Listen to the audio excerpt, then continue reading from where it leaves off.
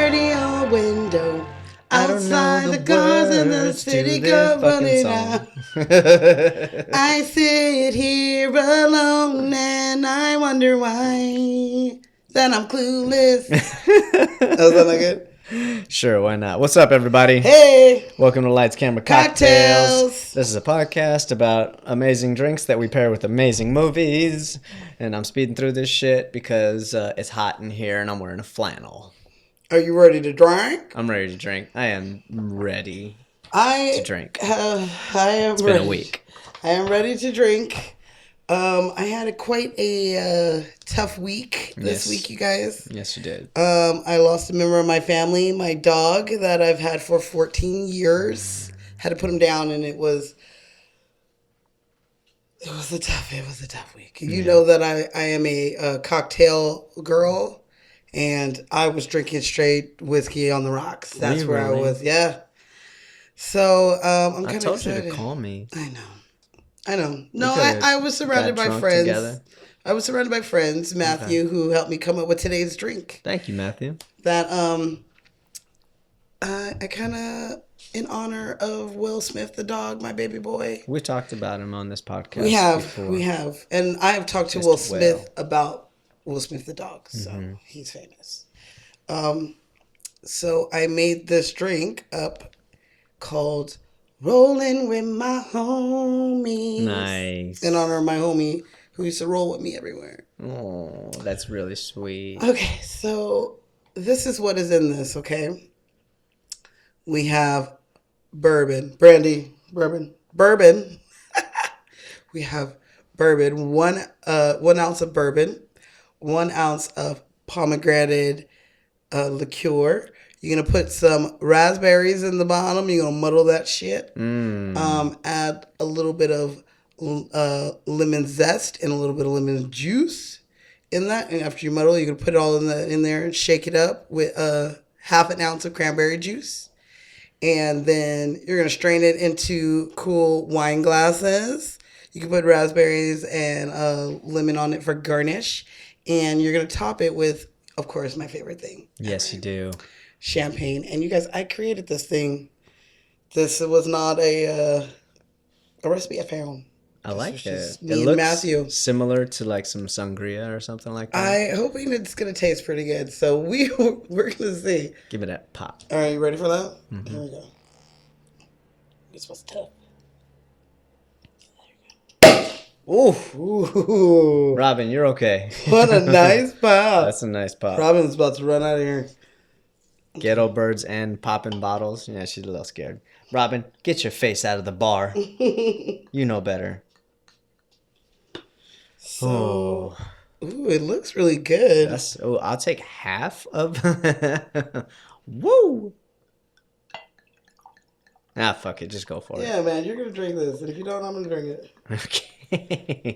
So you haven't tried this yet? I have not tried this yet. Oh, Matthew, what are you doing to us? Shit. We were initially supposed to do Hennessy, but I thought I had Hennessy, and I don't.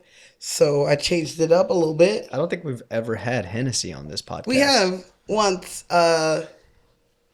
Hennessy Playa for How High. Oh, okay. Yeah, that makes sense. Time. I got you. So here's to my baby boy Will. Cheers to Will. My homie I rolled with. Cheers. I actually like that clap. That was so good.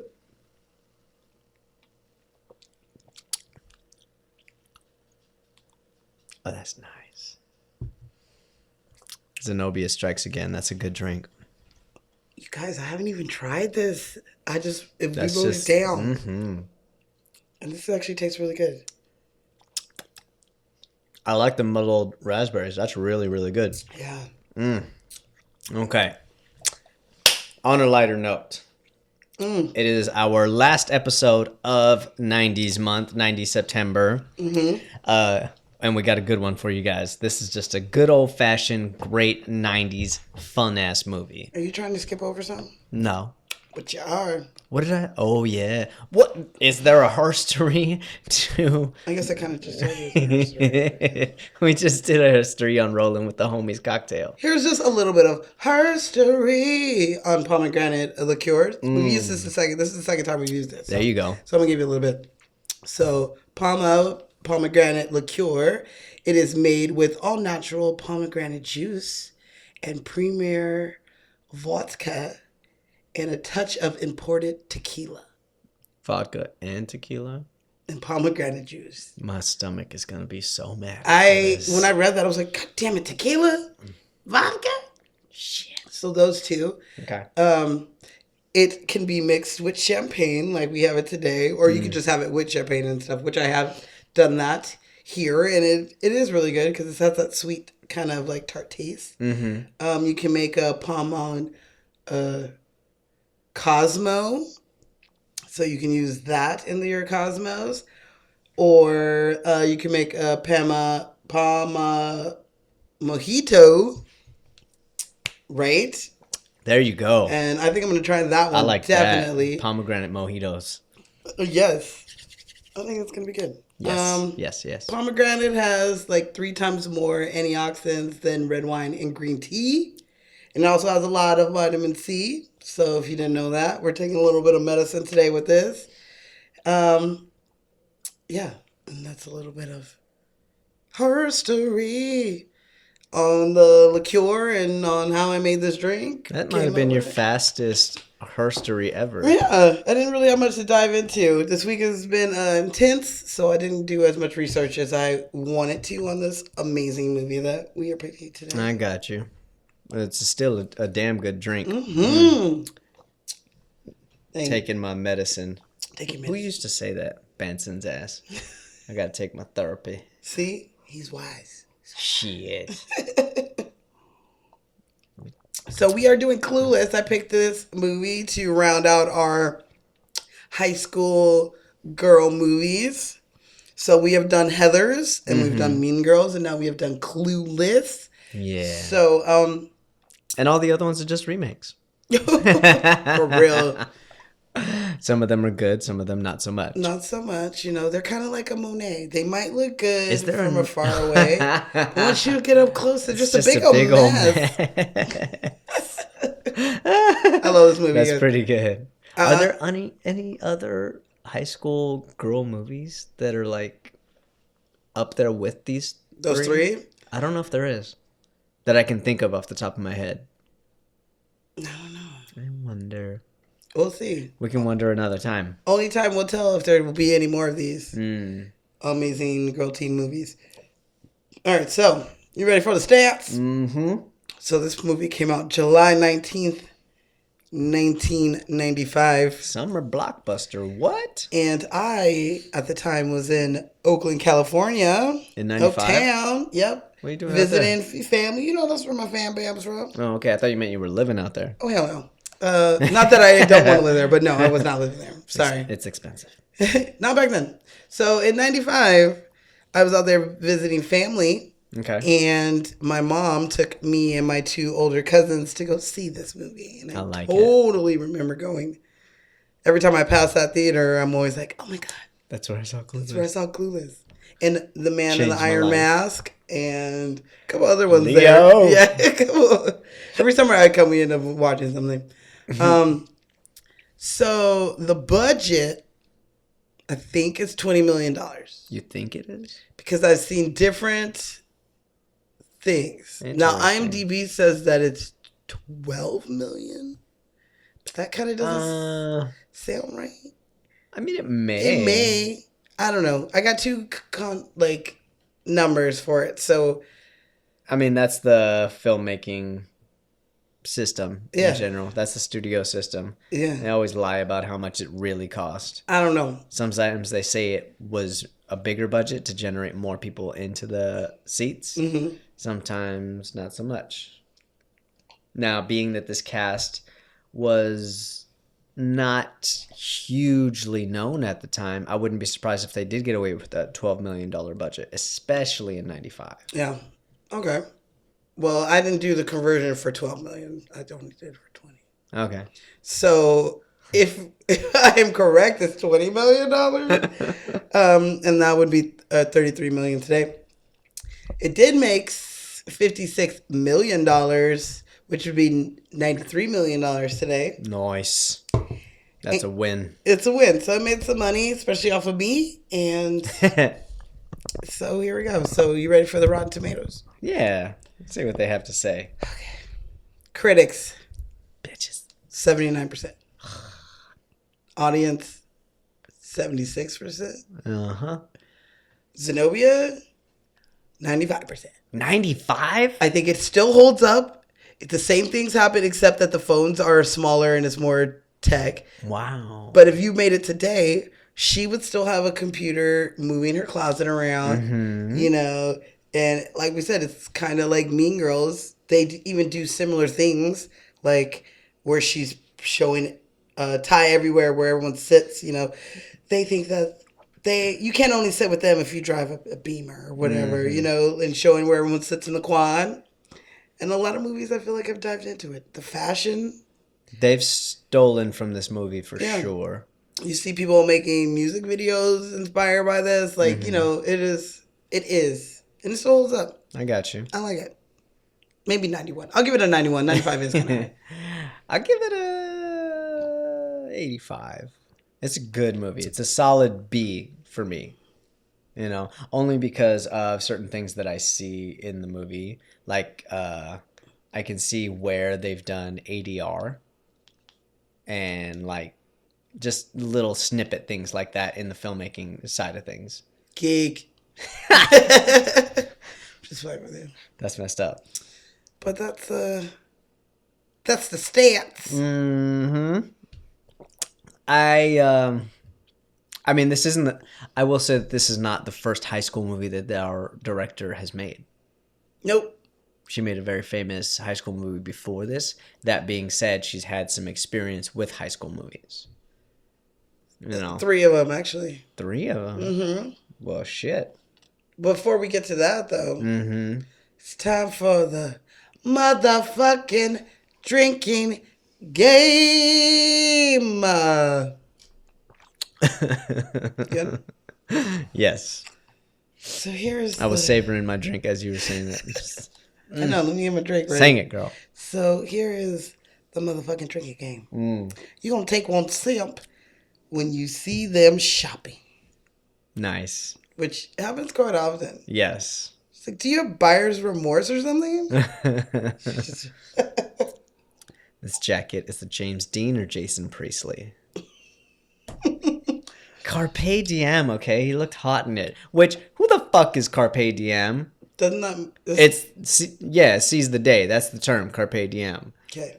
I don't know how she's trying to say that. Well, she's what clueless. She's clueless. Yeah. What she is saying is, it doesn't matter. You look good in both of them. Like, you know, you look good. Well, she's referring to a person. She specifically says he looked hot in it. Oh. Ooh, I must have missed that. Okay. You're going to take one sip when Cher makes her dad be healthy. So when she stops him from Daddy, you eating need your vitamin C. Cher, don't start with the juice again. They promised them we'd go see them in Malibu or Bel Air. Yeah, those wretched lowlifes are calling again. They are your parents. Oh, he's so grumpy. He's a grumpy lawyer. You're going to take one sip when you see bad driving. Oh, that came out of nowhere. Oh, should I leave him a note? Mm-hmm. Hello, that was a stop sign. I totally paused. Have to say, we were supposed to have a guest on this week, my friend Daniel, since I was in kindergarten. And me and him have been quoting this movie ever since this movie has ever dropped. We've been quoting it to each other. And that is the line that we say to each other all the time. Hopefully he'll be on another show. He does listen. Hey, what's up, boo? Yes. So, here we go. So you're going to take one sip when Cher is in class. Okay. Doesn't matter which class. It does not matter. Usually in debate. She's in usually Mr. Hall. Mr. Hall's class. Or she's in Miss Guy's class. Miss Guy's. Or what Miss does Miss Guy's Stoker. teach? History or? She's just an activist. She's I an don't old know. hippie. I love her. She's really sweet. All right, so you're going to take one simp when D has a new hat. Nice. She got a lot of them. She got a lot of hats. I like that little skull cap that she's wearing I when like she's the driving. skull. That one's really cute. I like that one too. The little lace one. Mm-hmm. You don't like the little Dr. Seuss hat? Not as much. No. No? No. She has some good hats. I'm She going to give her does. that. You're going to take one simp when you hear Rolling with my homies. Rolling with the homies. Yep. Rolling with Elton's the homies. deep ass voice. Can Yeah. you do this? Rolling with the homies. Yes, in honor of our drink that we were drinking. So take a sip. Anytime you hear the song, hear somebody talk about the song, you simp on it. So you're going to take a simp every time Cher has a new outfit. And there's She got a lot of outfits. This girl. Whole lot of outfits. I'm just like any normal teenager. I get up, I brush my teeth. and I pick out my school clothes. Shit. I always dreamed that I'd have that closet one day.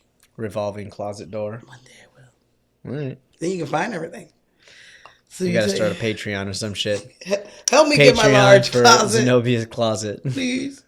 So you're gonna take one simp when you see as if or whatever is said. Okay.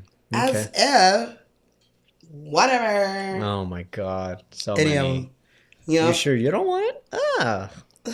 That might stop my growth. I want to be 5'10" like Cindy Crawford. She's so cute. Oh no, it's with the greasy skater dude. Like he comes up and like immediately puts his arm around her. Like motherfucker, that wasn't even acceptable in the 80s. Ugh, as F. It's high Off of school. me. You know, he's like, hey, what's up? Hey. Do that shit in high school, you know? I don't know. Only do that in the movies. It's a movie. So you're gonna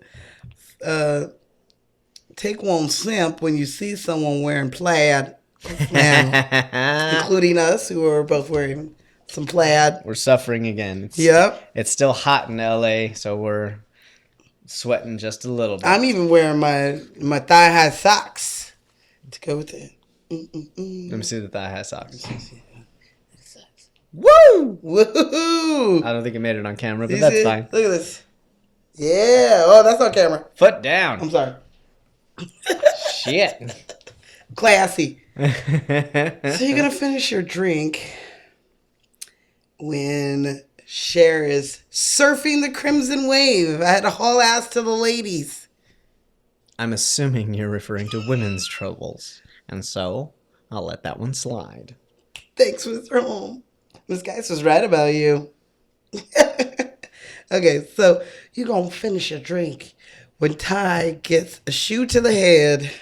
Oh, damn. That's when you're gonna finish your drink. Mm-hmm. Oh my god, Ty, Elton, come help me. Come help me. I like when she's dancing right there. She's just like, she don't give a shit. Get it, Ty. I was kind of confused. Like, I wonder what her family does. Like, how they living in Beverly Hills now. I mean, they're not. She said she lives above Olympic. That's true. So, I mean, I don't know how, like, How's she go there? being that I live in LA, I'm listening to these streets that they're talking about. Yep. And it doesn't make sense the directions that they're saying. First of all, you don't live above Olympic. You live either west or east of Olympic because it runs north-south, if I'm not mistaken. Like every time I cross Olympic, feel like I'm going towards the beach. Every time I cross Olympic, I say right above Olympic. Mm-hmm. To myself, I do. Yeah. I mean, true. Like listening to her like argue with Elton about because dropping you can off take Ty on your way up to Sunset. Bitch, if you're coming from the valley, you're going down towards That's Sunset. True. That's true. It's weird. Even the Circus liquor store that she gets mugged at, it's not in the valley. Where is it? It's in North Hollywood. Is it? Oh. Yeah. Well, technically, yeah. I guess, but And they consider anything that's over the hill, the valley, I guess. and I've never been there, and no one's in the parking lot. That's for sure. So, we got one more finish your drink. So you're gonna finish your drink when Cher catches the bouquet. Nice. I like that one. As if Okay. I'm only 16. This is California, not Not- Kentucky. All right. So you got anything to add to the drinking game? How many finish your drinks did we have? 2 or 3. 3? When she's surfing the Crimson Wave, when Ty gets hit in the head with the shoe, and when Cher catches the bouquet. Okay. I'm going to give you an easy one. Just take a drink anytime Murray and Dee are arguing. That's true. I'm not trying to hear this. Hear me. I love her. Woman, why don't you be answering any of my pages? First off, I told you I don't like you calling me woman. Excuse me, Miss Dion. And second, who's what did I find at the back of your car? I don't know where you found that. It looks like one of your little stringy something or others. I do not wear polyester hair. Unlike some people, like Shawana. Why you gotta go there? Since your time in the month, I would have fucked him up in the middle of the car for real. I'm a grown ass when woman. I wanna. Yep. When I wanna. Yep. When I wanna. I'm a grown ass woman, and I'll still beat your ass if you pull that on me right now. I almost said finish a drink when Murray gets a haircut, but you already got when Ty gets hit in the head with a shoe. Sometime. I almost also would immediate. like to add, you take a sip every time you see plastic surgery. Someone who has plastic surgery done. There's a bunch of nose jobs all through that. Oh, okay. Are you talking about the girls that have like the thing on their nose? Yeah. I thought that was one of those like pore strips or something, but I don't think they were invented back then. I don't think they were invented back then. But Those are straight up nose jobs. yeah, those are nose jobs. They're all rich Beverly Hill kids. They These get them for bitches. their like 16th birthday. Miss Stoger, my plastic surgeon doesn't want me doing any activities where balls fly at my nose. There goes your social life. Probably my favorite line. Get it, D. Got her. Oh my god, I can't wait to talk about her. So that is the motherfucking drinking game. Okay. Done away. Done away. He's such a douchebag. Didn't Ty look really cute tonight? You know, you're one of my best friends. And I do not have friends that are girls. Like, you should. We were kind of cool, bitch. Fucking douchebag. Giant douchebag. So, can I give you a little fun fact? I'm pretty sure you didn't know. I got a fun fact you don't know. This is damn good. Oh, girl, I know. I made it up. Tell me a fun fact that I don't know. Pretty damn good. Okay. What was I You were gonna gonna okay. tell? Okay. Did you know Word? that this movie Clueless was based off of a book? I did not. Whose high school experience was this? It was a book called Emma by Jane Austen, published in 3 volumes back in 1815, and it's set in England in the early 19th century about this girl named Emma and her living in like high society, I love that so much. and that she likes to pair up people, you know, match make couples, and she tells people what parties they can go to and not go to and stuff like that. And a lot of the characters in the movie are portrayed in the book.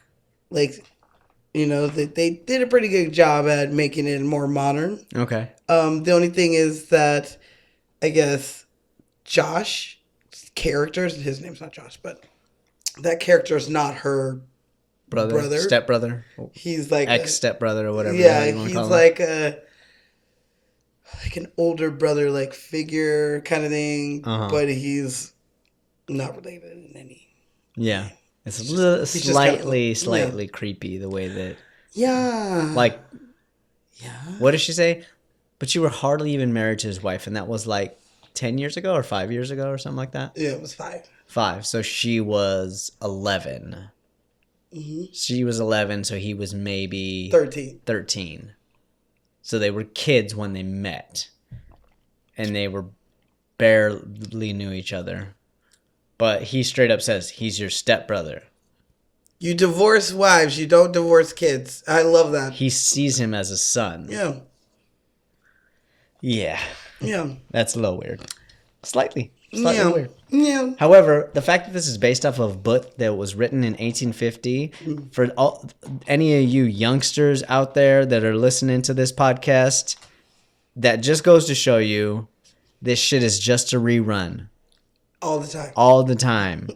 The only difference is technology and fashion changes. However, fashion doesn't always change. Shit. It comes back every 20 years. People are wearing, again, 90s shit Yep. in high school. Yeah. Chokers and flannels and And Reeboks. Yep. Shit. shit's coming back. What do you know about Reeboks and fucking shell toes? Is this drink making you angry? I'm gonna need a minute.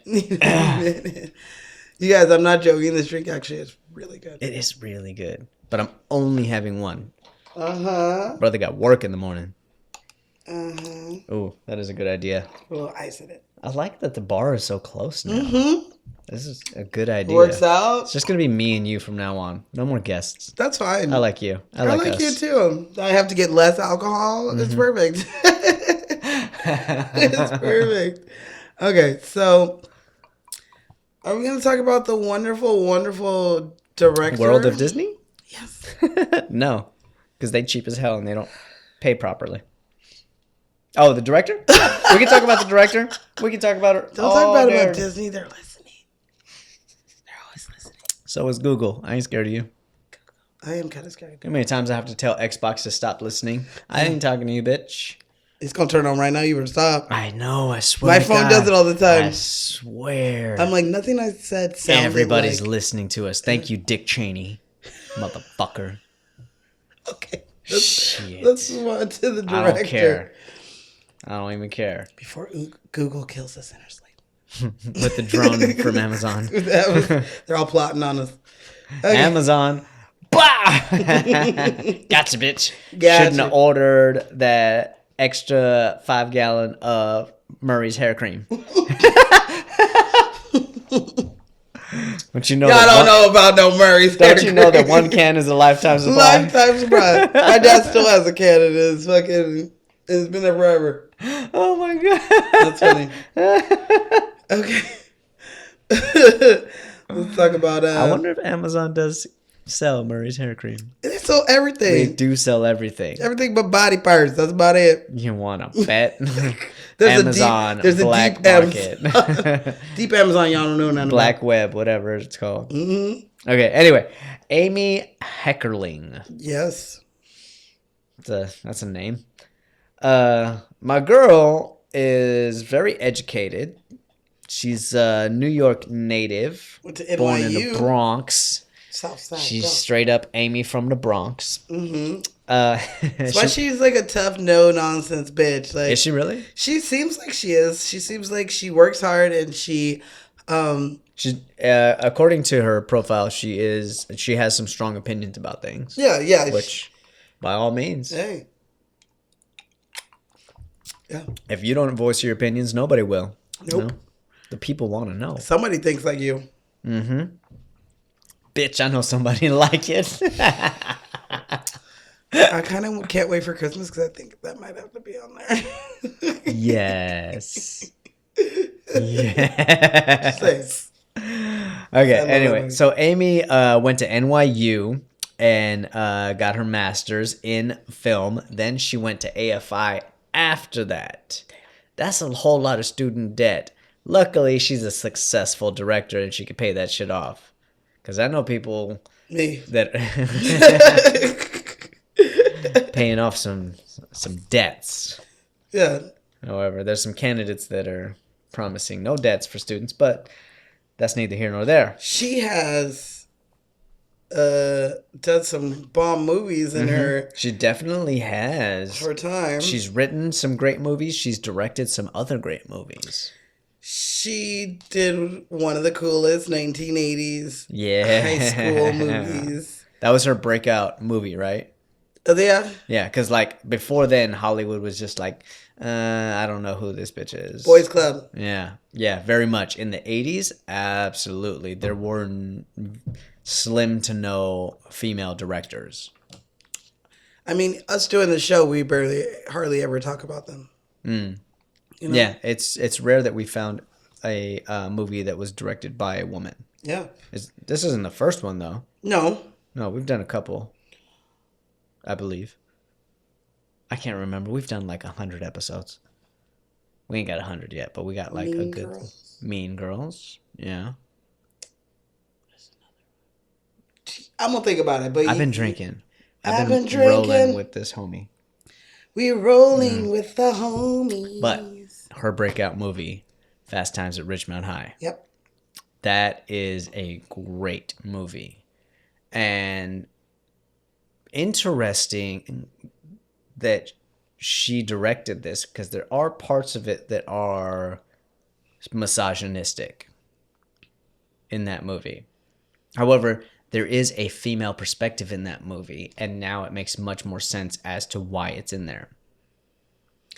Yeah, because I feel like if it was a man's movie, they wouldn't care about There would the be abortion certain scenes that wouldn't be in there. Yeah, I feel like the whole abortion thing would have been done off screen and not made a big staple of the movie. Yeah. Not only that, what's that that test or that statistic thing that I was talking about before, where your movie is statistically more likely to succeed if you have two women having a conversation or a scene? Where'd you hear that? I've never heard that before. It's a known statistic or known quiz or some word that I'm not thinking of right now. Okay. But there's a few scenes in Fast Times at Ridgemont High that have a woman speaking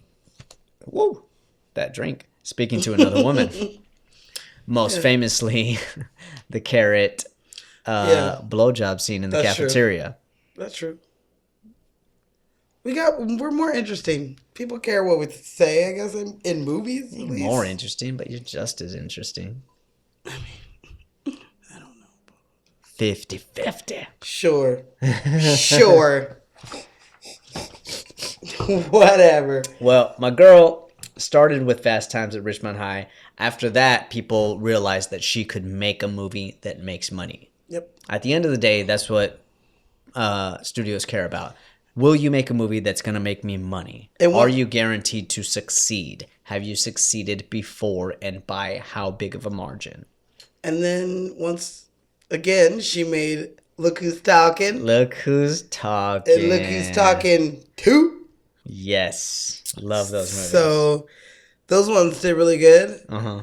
We'll definitely do some of those because I like those movies. She directed a few movies in between those, though. She directed one of my favorite movies. I absolutely loved this movie as a child, Johnny Dangerously. Oh, yeah, I remember that. That's a good-ass movie. It's hilarious. It's very Mel Brooks type of movie, you know, as well as National Lampoon's European Vacation. Part 2? Is that part 2? That is part 2. Yeah, she directed it. Oh, shit. Mm-hmm. That's my least favorite one, though. It's still a good one, It's still a good one. I immediately think of it, and I think of... Him knocking over the Stonehenge. Yes. That's what I think. Him, like, backing him. Like, that and, like, Audrey, like, stuck at that big-ass table and, like, being forced to eat, like, everything. Yeah. And doesn't Russ, like, feel his first boob or something like that? God. It's been a minute since I've seen that one. That one's interesting, to say the least. Can I give you a fun fact about her? Yes. In this show? Yes. So Amy, she was asked to make a teen show. But after shopping it around and not really getting anything, she ended up getting rid of her agent. Okay. Because she didn't feel like he was helping her out. Smart choice. So she got another one. And when that agent read it, he was like, girl, this is not meant to be a TV show. This is meant to be a movie. Let's make it into a movie. There you go. So they did. But that does not mean that it did not become a TV show. It did. Matter of fact, her 3 most famous movies became TV shows. There was a Fast Time. There was a Fast Times, there was a Clueless, and there was Look Who's Talking. Or there was a Baby Talk based on Look Who's Talking. What the? Yeah. Okay. Successful Yeah, she's doing shit. it. So yeah, the Clueless show that ran from 1996, the year after this movie came out, to 1999, came out on TGIF, and Thank God it's I used to Friday. watch it every Friday. Oh, I love TJF. And I did watch a couple episodes this week to remind me of the show. That was in 99? 96 to 99. Oh, okay. So literally the year after this, they already had it as a show. Gotcha. It had a lot of the same original cast. Like Dee and Murray were the same, but obviously Cher was different. Okay. From what I remember, they don't really talk about Ty. I watched like the first 2 real episodes of like the series, and Ty is kind of in it, but not really in it. Can I tell you why? Why? Because it's not Ty. Why? She plays a character named Jasmine. What the fuck? Okay, well, I watched the pilot episode, and it was about Ty. That's interesting because she is listed under Ty Frazier for the movie, and then for the TV show, her name is Jasmine. Who is she? I don't know. That's what I want to know. Why was she in the movie? I have no idea. Okay, Unless they changed her name or some I'm shit. telling you. Unless they wrote it in the script. I no longer want to be called Ty. That is my name from way back when. I am Jasmine now that I live in LA, maybe? All I'm saying is Ty's character is not really in the whole TV show. Interesting. They kind of move Amber up because Amber's played by the same person. And Okay. it's those 3. And Murray has a best friend who actually is in Clueless, the movie. You see him for a second. He's the homie who shaves his head. Because look at him. Look at Lawrence's head. Doesn't he look good? I do believe I did see And he plays a bigger a couple part of episodes in this show. In the show, he has a big part in it. And like they're just like really best friends. I don't think there's not a Christian and there's not like a Travis. Like these people, those guys really didn't make the new script. And Wait a minute, is Murray played by Donald? Mm-hmm. Okay. Mm-hmm. He's an original on there. Right before Scrubs? Yeah. Yeah, because Scrubs starts like pretty much right after this. Dude, this straight up tastes like a really good sangria, which makes me very happy because I ordered sangria about a month ago and I did not drink it. Why? Because it was not good. I'll make you some. Somebody made some kombucha sangria. Girl, that shit does not go together. No, look, let me see what I got in here. I got some shit to make it. We get some red wine, bunch of fruit. Wine. We gotta do maybe with sangria in it. You gotta do a Spanish movie. Not only did it turn into a TV show, but they also turned into books. Which I'm pretty sure I had a couple of them that... Really? Yeah, they were up in the book fair back in elementary school, you know? Okay. When we come once a year and then have like the Goosebump books. Mm-hmm. The Alex Mack books. They also had the Clueless books. Oh, okay. So, yeah. I like that. Amy, she sat in on classes at Beverly High School. Beverly Hills High School. She sat in on some of the classes because she wanted to get a feel for the way that the kids were and some of their lingo. Now, the lingo that we use in this, the Clueless talk, is made up pretty much for this movie, and then it ended up from the movie becoming real shit. Like whatever and as if and shit like that became real. Jeeping. I'm sorry, people. I probably laughed right into the microphone. Yeah. A little bit on Amy. What else is a term that is used in this specifically movie that was like coined by this movie? I'm totally bugging. I feel like such a bonehead. You meant Christian is a cake boy. Oh, what? Cake boy didn't really catch on though, which I'm kind of glad for. Yeah. And for those of you who watched the scene from last week, I apologize if I offended anybody. It's just the way the script was written. Anybody trying to be a misogynistic asshole or nothing like that. You're not? No. Not today. Honestly, no. I believe in equality. I don't give a shit who you are or where you come from. Well, I believe the children are our future. Thank you. And I teach them well, and I try to let them lead the way. Show them all the beauty they possess inside. Do you have anything else on her? Let's move on. On Amy? Yeah. Excuse me. I will say that she also did a movie called The Loser. That's what I was going to say, actually. With Jason Biggs. I thought it was a decent movie. That is her 13 movie. 13? What do you mean 13? Third, like 1, 2, 3. Oh. Teen as in a teenager movie. Sure. Well, they're college kids at that point. Yeah, but they're all freshmen. Yeah, and you're right. They, she went from Fast Times to Clueless to Loser. Loser's not the best one, but I did see it. I do remember Jason Biggs doing his thing. And then I forget the name of the other lead girl. But I enjoyed it. I thought it was a good movie. Yep. Yeah, that Amy, we enjoy you. We like you. Keep doing your thing. We appreciate you. You're still making movies. I'm sure she's working on something right now. I know she directs TV a lot these days.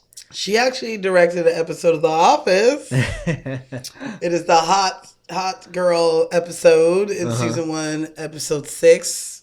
The one I was watching today with Amy Adams. Okay. Now it makes sense why you were watching The Office earlier. Yeah. I couldn't remember. I was like, what episode is this? But yeah, that's the one where Amy Adams comes in to sell purses and Jim ends up, flirting with her. And they date for a little bit. Got you. But that's her episode. Okay. Well, let's dive into this cast then. So, Stacey Dash. No, I'm just kidding. Damn. I'm just kidding. But damn, did I have a crush on her. Oh my God. We ain't going to start with Stacey. She is a much bigger character. We can start with Elton. God, Elton, can you suck?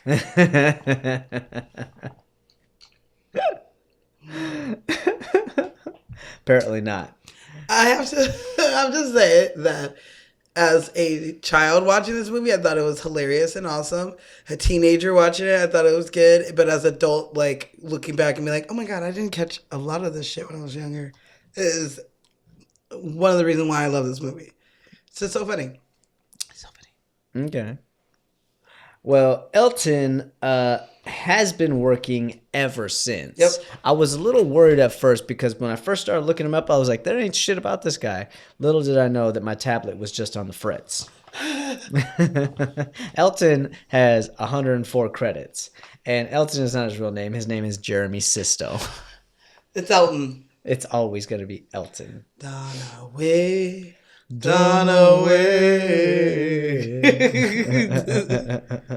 Yeah. He has been in many, many things, including one of Ashley's favorite musicals, Waitress. Yeah, he plays Earl Hunterson in the movie. Because Earl had to die. I've never seen the show, but I have seen the movie of Waitress. Okay. A long, long time ago.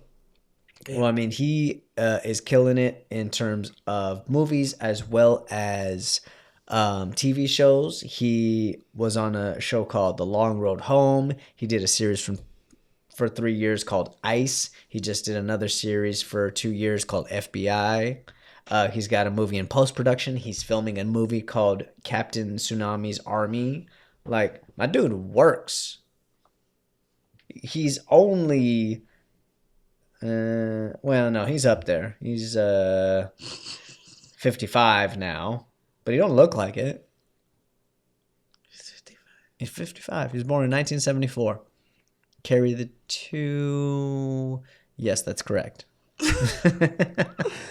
you know how old he was when he filmed? No, he's 45. Movie? 45. That's why I was like, this doesn't sound right. Do you know how old he was when he was filming this? When he was filming this? I mean, I could do the math, but 21. 21. That sounds about right to play a high school kid. Mm-hmm. However, he doesn't sound like a high school kid. No. Dude has a deep, deep voice. It's kind of sexy. Elton, why don't you put your arm around Ty? Okay. All right. Fucking guy. Can I give you a fun fact? Give me a fun fact. I want you to guess what movie he auditioned for in the 90s. He didn't get it, but he auditioned for it. In the 90s. You got to give me a little more than that. Who was the director? Oh, that's going to give it away. Okay.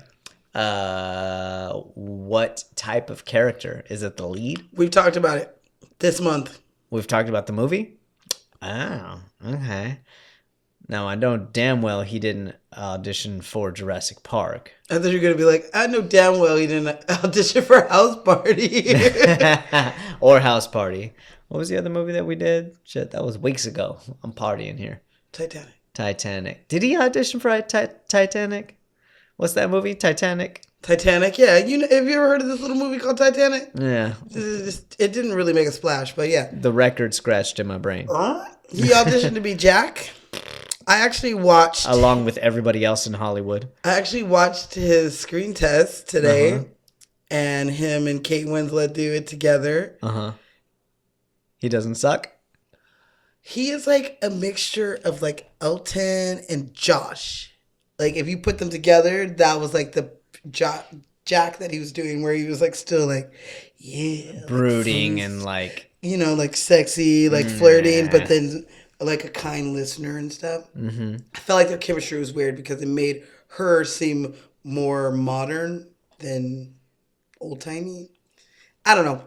He did a good job, but yeah, I felt like that screen test was not for him. It was that hoe didn't have a shot. Yeah, it was for her, not for him. That's how I felt watching the screen test. I mean, she didn't have the role yet? I don't know. She's doing the screen test with him. I know. She did it with a lot of people. I know. McConaughey. That's what I'm saying. I'm just saying I feel like that they were watching her. And he was just filling the spot. That's fucked up. Yeah. Casting directors, don't ever bring me in if you have no intention on casting me. Swear to God, if you just want to see what I look like for future projects, that's not cool. They talk about that on Glow. Oh, do they? Mm-hmm. What do they say? In the first episode, she goes, you know, all directors come in and they go, I want somebody new. I want somebody fresh. I want somebody like this. She's like, so I bring in you, the person that they kind of want, knowing that that's not what they want. That's not what they want. I'm bringing you in to show them that that's not what they want. Because she keeps getting callbacks over and over for like different roles and she's not getting them. No, she's like, I'm only calling you in because directors say they want this, but they don't want this. No. It's pretty fucked up. They don't. Yeah. They play by the numbers. Yeah. They cast the stereotype. Yeah. Every time. Guaranteed. So yeah, Elton. Elton, Jeremy Sisto. Keep doing your thing, man. Shit, 104 credits is nothing to turn a blind eye to. He still has that very, deep, very sexy impressive. voice. You know who doesn't have a deep, sexy voice? Justin Walker. However, my dude did a great job. For those of you who are unfamiliar, he plays Christian. Straight up walks in slow motion. I'm gonna be real with you. Where should I park? One of the coolest entrants into a classroom ever. Right? He's a good looking kid. He is. However, these motherfuckers what is it called? Eyeshadow on his eyes. Well, I mean, you can clearly see that he's wearing eyeshadow. He's cute. I mean, his aging didn't happen the way I thought it was gonna happen. What do you mean? Like the way he looks now. How does he look now? I don't know. He was like a James Dean fucking. He was. He's got a little scruff now. And he looks. I don't know. I don't know what I expected him to look like when he got older, but I don't know. But he did a good job. I mean, he had his baby face at that time. He did have his cute little baby face. Christian is brutally hot. And I'm going to remember this night forever. Can you believe that he's falling in love with me? Like, what the fuck, bitch? He's sitting there. Look how he ignores every other girl. Bitch, he's not ignoring that girl. He's letting the bartender know that he's gay. He's like, I'm just trying to sit here and talk to you, and this bitch keeps coming up trying to... Does she not see that I'm gay? No, and neither does the girl that you came with. Any guy that compliments your stems is gay. What are stems? Shoes. I know. I just wanted everybody else to know. Only reason I know is because I watched the damn movie 100 Because times. of Clueless. There's a lot of small snippets in this movie that you don't notice as a kid. Yeah, that's what I'm that saying. You do notice as an adult. Yeah. Like when they're talking about sex and how Cher is a virgin. And as long as she's holding the breadstick, as long as his you know what isn't crooked. I hate that. What? Don't scare her. Yeah. Oh, fun fact about that. Originally, it was supposed to be done at a California Pizza Kitchen. Oh. But once a California Pizza Kitchen read the script and saw about the breadstick, they didn't want To be associated with crooked breadsticks? and penises, apparently. Which I think that would have made it like extra cool because I would have went there sooner. Like I would have went and hung out there sooner if I knew. California Pizza Kitchen didn't really get like famous until like the the mid 2000s. Yeah. Y'all fucked up. Y'all don't fucked up. You could have had Cher. 10 years of profits right there. Right there. You missed out on me coming to get my pizza. Could have had fine ass Stacey Dash eating some breadsticks in your restaurant. I hate that. But no. Nah, bitch. Yeah. But also how not Cher, but D is like, my man is satisfied. He's got no cause for complaints. But technically, I am a virgin. You know what I mean. It means that she's giving head. That means, she's doing everything else, but she's not letting him. Until she almost dies on the freeway. Changed non-existent. Non-existent. I might die tomorrow on the freeway. Murray was more than willing to oblige. He was a good boy, though. He was teaching her how to drive. Yes, he is. Even after she like almost died and killed them all, he was like, "Calm down. It's okay, breathe." He did a good job, and his duty to please that booty. To please that booty. My bad. I was watching Shaft earlier. I've always had a You crush were on asleep. him. I was watching Shaft. I needed a nap. I haven't slept really all week. It's been a weird week, so. Gotcha. Well, Justin Walker, who plays Christian, I thought he did a great job. I think he played it very well. However, I have one question. Yes. What the fuck is up with the look when he's dancing? When they're dancing at the party and all he's like, huh? I don't know. Like, did he spot another gay guy or something? I feel like that just means like his radar was up? that just shows. Ooh, the bartender. How he might be gay. Uninterested in her he is. Uh-huh. Because after he does that, he sees the guy who's like air guitaring, and he's like, "Yeah, hey." That is very on purpose. That's Yeah. for Josh to notice that. Oh, okay, this guy is gay. Cher doesn't realize it. He's a cake boy. He's a cake boy. He's a disco dancing, Oscar Wilde reading, Strides antique and holding in front of Dorothy. You know what I'm saying? He's gay. No, not even. He does like to shop, and a boy can dress. boy I can like the way he dress. dresses. I do. No I like his bullshit. car. I wish that it was easier to find fashion like that. I would dress more like that nowadays. I like his car. Sick ass. I love that he likes Billie Holiday. Mm-hmm. Do you like Billie Holiday? I love him. This bitch. Yeah. He likes Tony Curtis for different reasons. For different reasons. I mean, the two movies he picks is Some Like It Hot and Spartacus. Sporadicus. I hope it's not sporadically. That's such a cute line though. I'll be seeing you. I hope not sporadically. And Cher's like, I fucking helped her. Good job. I taught her a word. Acting out on that poor girl like she's your Barbie doll. Well, Justin Walker has worked on a number of films, or another number of projects, I should say, but I think he retired. Who? Justin Walker. Oh. Christian. Christian. I want to say that he retired in 2010, as far as I can tell. Maybe just got tired of the hustle and bustle of the acting life. Back in 2010, there wasn't a lot that an actor could do to further their career other than auditioning and sending out headshots and stuff. Nowadays, you have much more of a opportunity to create for yourself. But back then, people didn't discover you. It was kind of all you could do. Yeah. Other than going back to school and learning other trades in the filmmaking industry. Yeah. But Justin, we hope you come back, man. You did a good job. And that was way back in the 90s. We need good actors out here because not all of these motherfuckers can act. Yup. I know motherfuckers with MFAs from USC and from NIFA and where UCLA and wherever else. They cannot act. I'm sorry. I'm going to leave that alone for a minute. But You want another one? an MFA doesn't mean you can act. Can I give you a fun fact? It means you can teach acting. Let me give you a fun fact. Give me a fun fact. So the suck and blow game scene. Mm-hmm. It was a lot harder than it looked. First they tried a credit card and they couldn't suck and hold it. Had to be lighter. Then they made it out of cardboard and it still was hard for them to suck and hold it. Uh-huh. So they had to make everybody put tons of chapstick on so that it would stick to it. Okay. So they could do the suck and blow scene. Nice.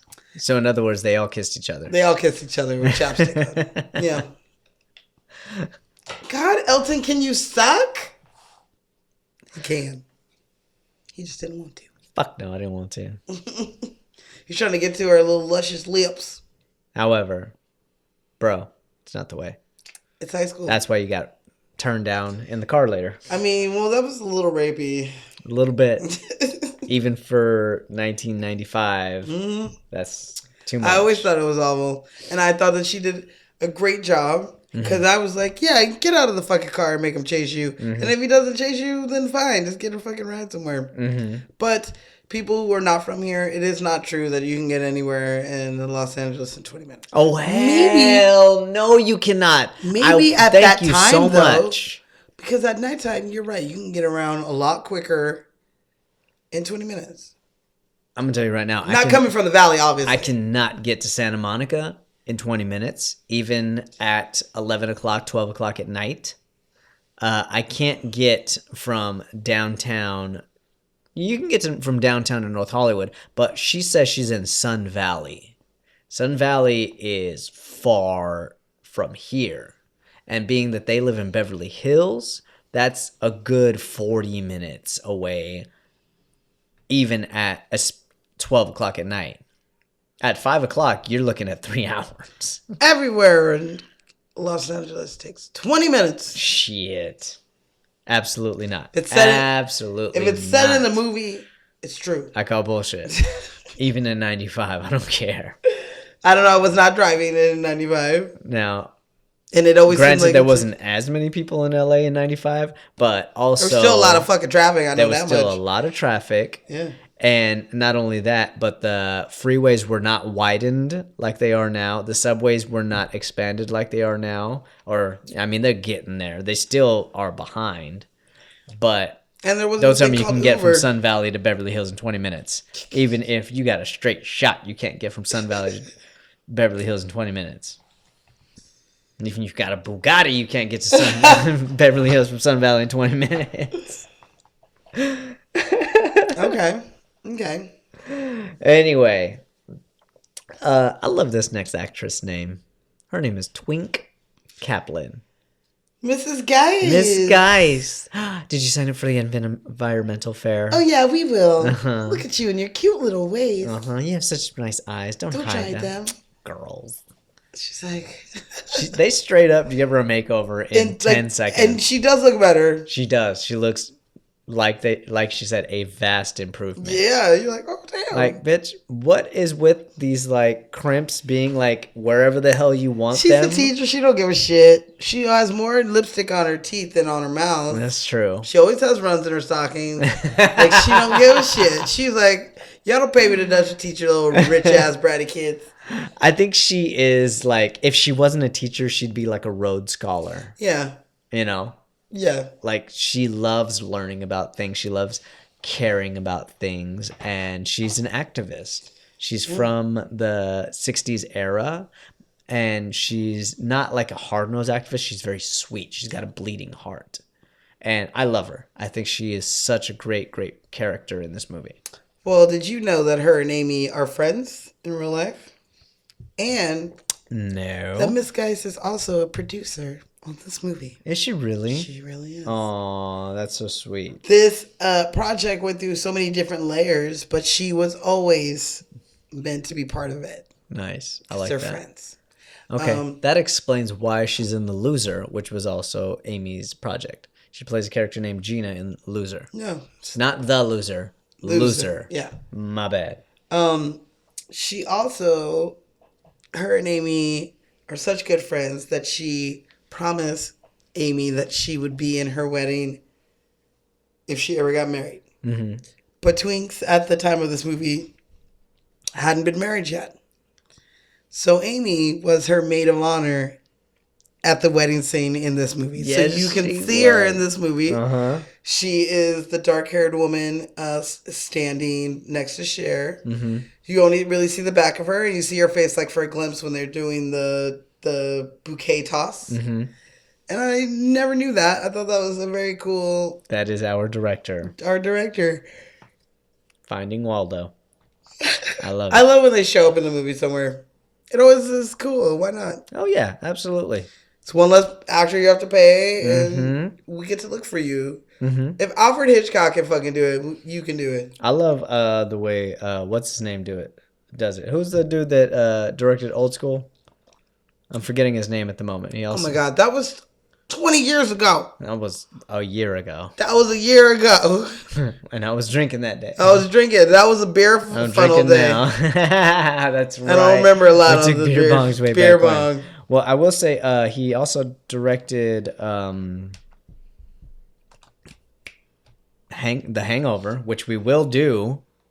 We're going to do that, and we already have a guest line up. Her name is Kara, and she is fantastic, and you're going to love her. I can't wait. I love the movie. I don't know what the drink's going to be. Something Caesar or Satchel or something. Something like that. Something like that. I'll think of it eventually. But meanwhile, Twink Kaplan, who plays Miss Geist, does a fantastic job. I'm glad to know that she was a producer. That means that she cared about this movie a great deal. Like she cared about those kids. Like she cared about those kids, those sweet kids. She's played a teacher a number of times, including in Bad Teacher. Oh, really? With Jason Segel and Cameron Diaz. Justin Timberlake. And Justin Timberlake. Yep. What up, Timberlake? JT. Love that guy. Right after this, she was in Night at the Roxbury. She played a crying flower customer. Oh, because they worked in the flower shop. Remember? Oh, that's what it was. Okay. Their dad owned the flower shop. Who is in this movie? I was going to say, it's the same dad, isn't it? Richard Grieco. Yeah. You see right through me. He plays a very good rich man. He does. Yeah. You think he's a rich man? I mean... I hope he is a rich man. Sorry, I had two songs in my head right now. If I was a rich man. Yeah, from Fiddler in the Roof, as well as the Fat Boys. Oh, what's that one? Oh, if I was a rich man. Oh. They just wrapped it up. Over, yeah. So he is Jewish, right? Yes. Or I don't know if in real life, but in this movie he's supposed to be Jewish. Horowitz. Well, Twink, we love you. You're incredibly sweet. And her last project was in 2016, but she's still alive and well. Miss Geist. You know, she's born in 1947, so she's up there. Oh. She's pushing late 70s, early 80s. Okay. What is she? 82. All right. Wow, she's up there. My girl. Yeah. But, you know, the good thing about being an actor is you can do it till the day you die. Some people do. Mm-hmm. Can I give you a fun fact? Yes, please. Since we're talking about teachers, there is a real Mr. Hall. Really? Yes. And he really did work at Beverly Hills High School. Okay? And he is friends with Amy. Is this movie shot at Beverly Hills High School? I've read a couple things. I think that probably multiple locations. Some spots are like the you can't always get spot. everything at one location. But I'm pretty sure that it's not all of it is. Mm-hmm. Bronson Elcott High School. So not only is he real, and he worked at the school, but he was friends with Amy, and he even shows up in this movie. Where? You've seen the real Mr. Hall. Where is this motherfucker? This motherfucker plays the principal, the guy who walks Ty out to her PE class, and it tells, "Hey, everybody, this is Ty." This is Ty Frazier. Yep. Ty, you don't have time to change, but you can hit a few balls in those clothes. She could be a farmer in those clothes. Bitch. What a bitch. I know I liked Amber more in the TV show than in the movie. Yeah, so you do see... Amber, was that you going through my laundry? As if. Like, I would ever wear anything from Judy. Do you prefer Fashion Victim or Ensemble Channel? Yeah. My lips ain't working. Because the strike was working. Ensemble challenged. So, so we see him in that scene. He worked at Beverly Hills High School for 28 years until he retired. What? Yeah, so he was there for quite a while. And he's a black principal. Okay. So he got an upgrade from being like a regular teacher to a principal. Try it out for the day. Yeah. I like that a lot. Well, speaking of Mr. Hall, let's talk about this motherfucker, Wallace Shawn. He also shows up in the TV show as well. Does he? Mm-hmm. Okay. Couldn't do it without Mr. Hall. Can't do it without Mr. Hall. I got a question. So, the way that my parents love the Rolling Stone is kind of like the way that I like Nine Inch Nails, right? So, I shouldn't really get on my mom for liking them. But my kids, what does he say? He says, the way I feel about the Rolling Stones is the way my kids are going to feel about Nine Inch Nails. So I shouldn't really torment my mom about it, should I? Like, yes. A little off the subject, but tolerance is always a good listen. It's always a good lesson. Even when it comes out of nowhere. Mr. Hall, you are the best fucking teacher. This motherfucker. He's like this dumb kid, but he's coming through something. You're like, all right. I'm gonna go with this. Yes, exactly. Are there any other insights?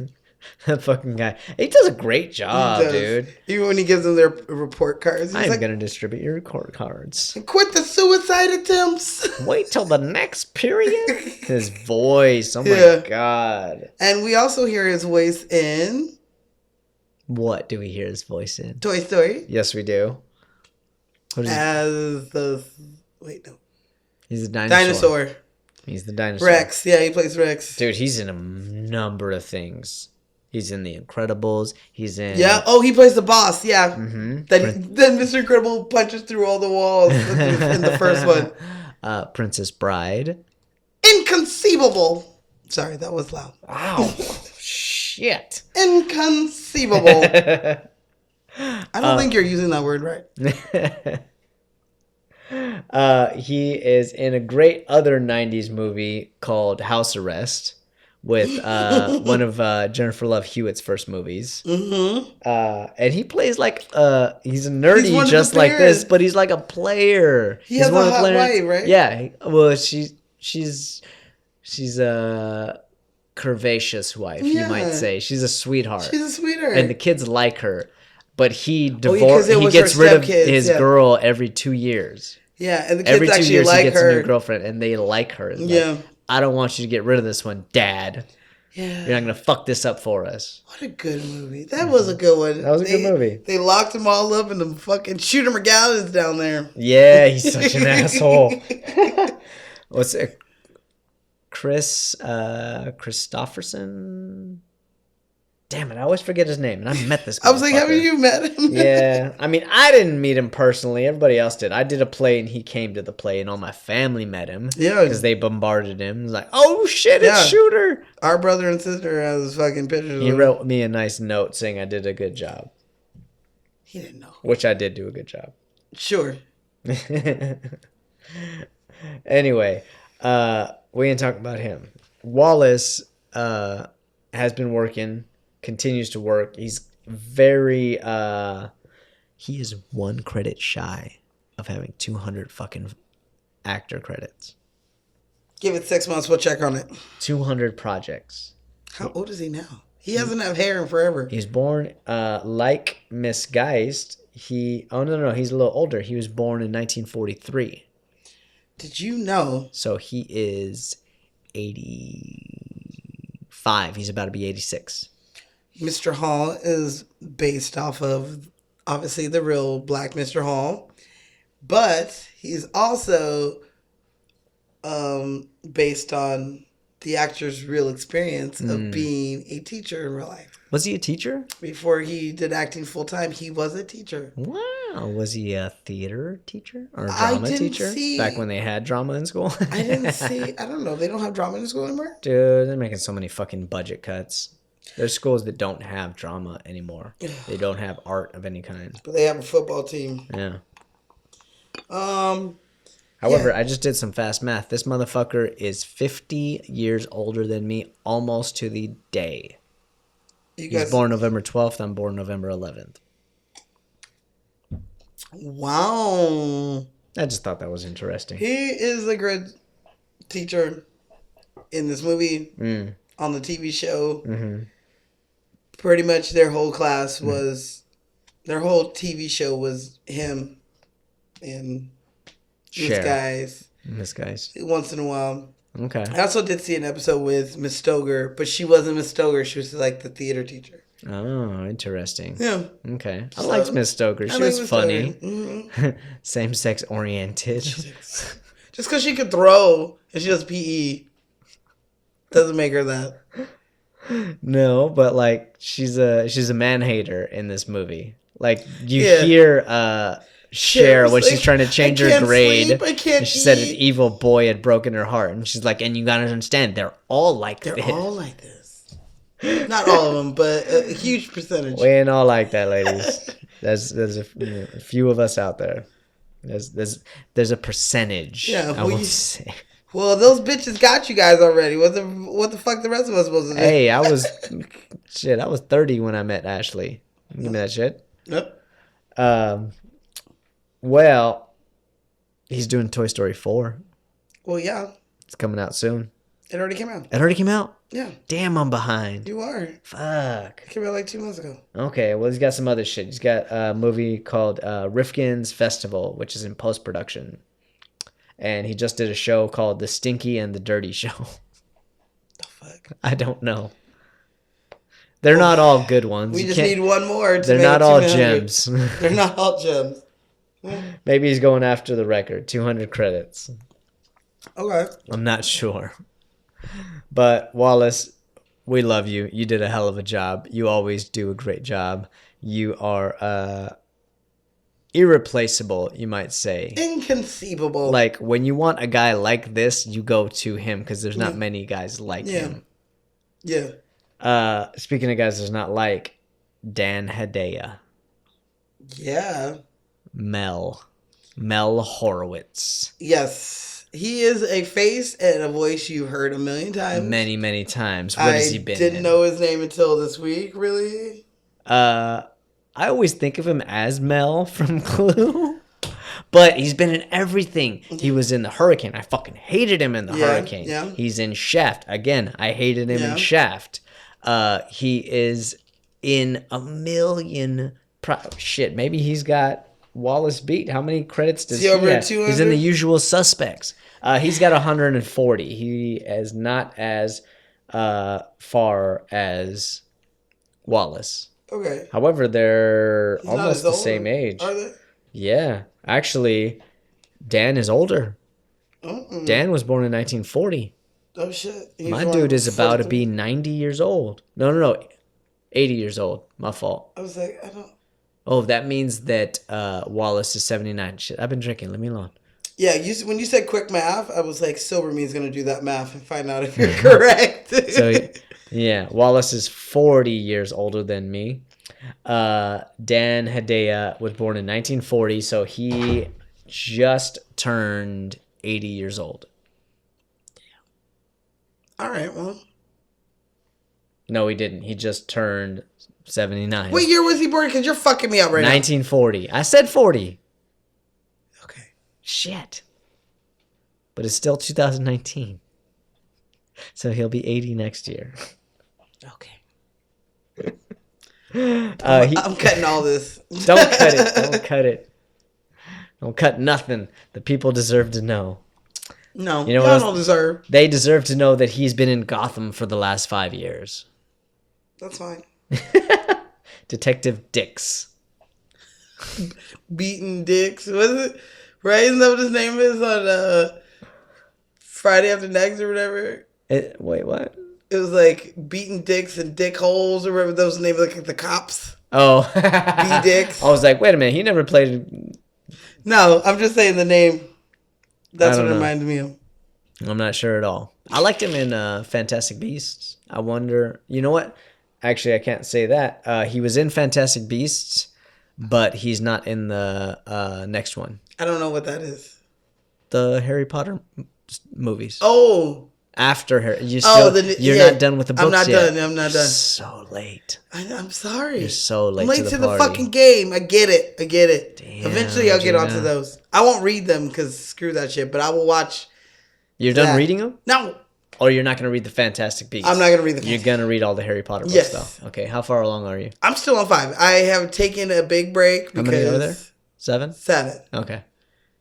I'm like a quarter through 5. Okay. So I know I keep saying that. I do need to finish this We're shit. gonna celebrate. As soon as you're done, Okay. we will do a Harry Potter movie on this podcast. Okay. Oh. We will have multiple guests because we know some people that love Harry Potter. I feel like we're gonna have to go to Universal Studios so I can get some butterbeer and I can get like a cloak or a fucking wand. You gotta find out what house you're in. Oh, I would say that I'm Hufflepuff. no. I thought you were Hufflepuff. No, they're too like nice. I would be like more of the You think you're Slytherin? no, because I don't think I'm evil. You think you're Gryffindor? I would hope, I guess. I would hope I was a Gryffindor. Okay. Maybe Yeah. a Ravenclaw? Probably a Ravenclaw, to be honest with you, because they're like sassy and fun, but they're Okay. still really good and they still compete, but they're not evil. I got you. But they're not. Yeah, I think that would be me. I gotta find out what house I'm in. I haven't found out yet. How do you find out? Do You you gotta- go and you get to wear the sorting hat? Yeah. What the fuck? All right, Well, let's camera like cocktails. I said, I don't know because I haven't been there to find out what house I'm in. But I'm pretty sure you can go and put on the sorting I need hat. to put on that hat. And have them talk. I bet you it's just like shaking that old 8-ball when you were younger. It's just like, yeah. Will I win? Will I win? Will I win? Don't count it. like- Shit! Hufflepuff. You're like, oh shit. Motherfuckers. Gryffindor. Yeah. Yeah. No, I'm sure it's more elaborate than that. But I don't know the process. No one Either does. way. It's all because of the sorting hat, bitch. Favorite line from Mel Horowitz in this movie, and don't say everywhere in LA takes 20 minutes. I have a 45 and a shovel. I'm sure nobody would miss you. What's with you, kid? You think the death of Sammy Davis left an opening in the Rat Pack? The Brat Pack, that was the 80s, my bad. Yeah, he has some good. He's got some good one-liners. He's like, "Why are you Shit, guys- don't start with the juice again. Why are you dancing in front of my door? Or Shit, get in here. no, I Get out of my chair. Oh yeah, where she's like, "Hi, Daddy, this is my friend Ty. Get out of my chair." She's like, "Oh shit." Okay. All right. My dad would have been like, "Hi, Ty, you have to sit over there though. That's my seat." Oh, honey. What are you doing? I also like where he was like, I couldn't be prouder if these were your actual grades. Oh, that's a good one. You mean to tell me that you argued your way from a C to an A minus? Honey, I couldn't be prouder than if they were based on real grades. Got a C in geometry, Mom. Pretty groovy, huh? Yeah. So Oh my god. Okay. Well, thank you for being a friend. He's gonna be on more, I'm sure. oh, I'm sure. I mean, Because we are doing First Wives Club one day. Yeah. That's he's my married to Morty. And Morty. That's my Morty. That's right. He owns the electronics store. Yes, he does. Shit. After I was watching the new Shaft while you were asleep. Oh, did you? I heard the music. I was falling asleep. Have you with seen it yet? Yeah. Okay. Did you like it? I liked it. It was cool, right? It was cool. However, I would have manned him up a little bit. But I get the storyline. But afterwards, his transition is pretty good. Just saying. However, I would have had him knock out his superior officer. Just something, right? Wow. You know what I mean? I'm just saying. He's a Shaft. Men today are not like Shaft of the 70s. This is true.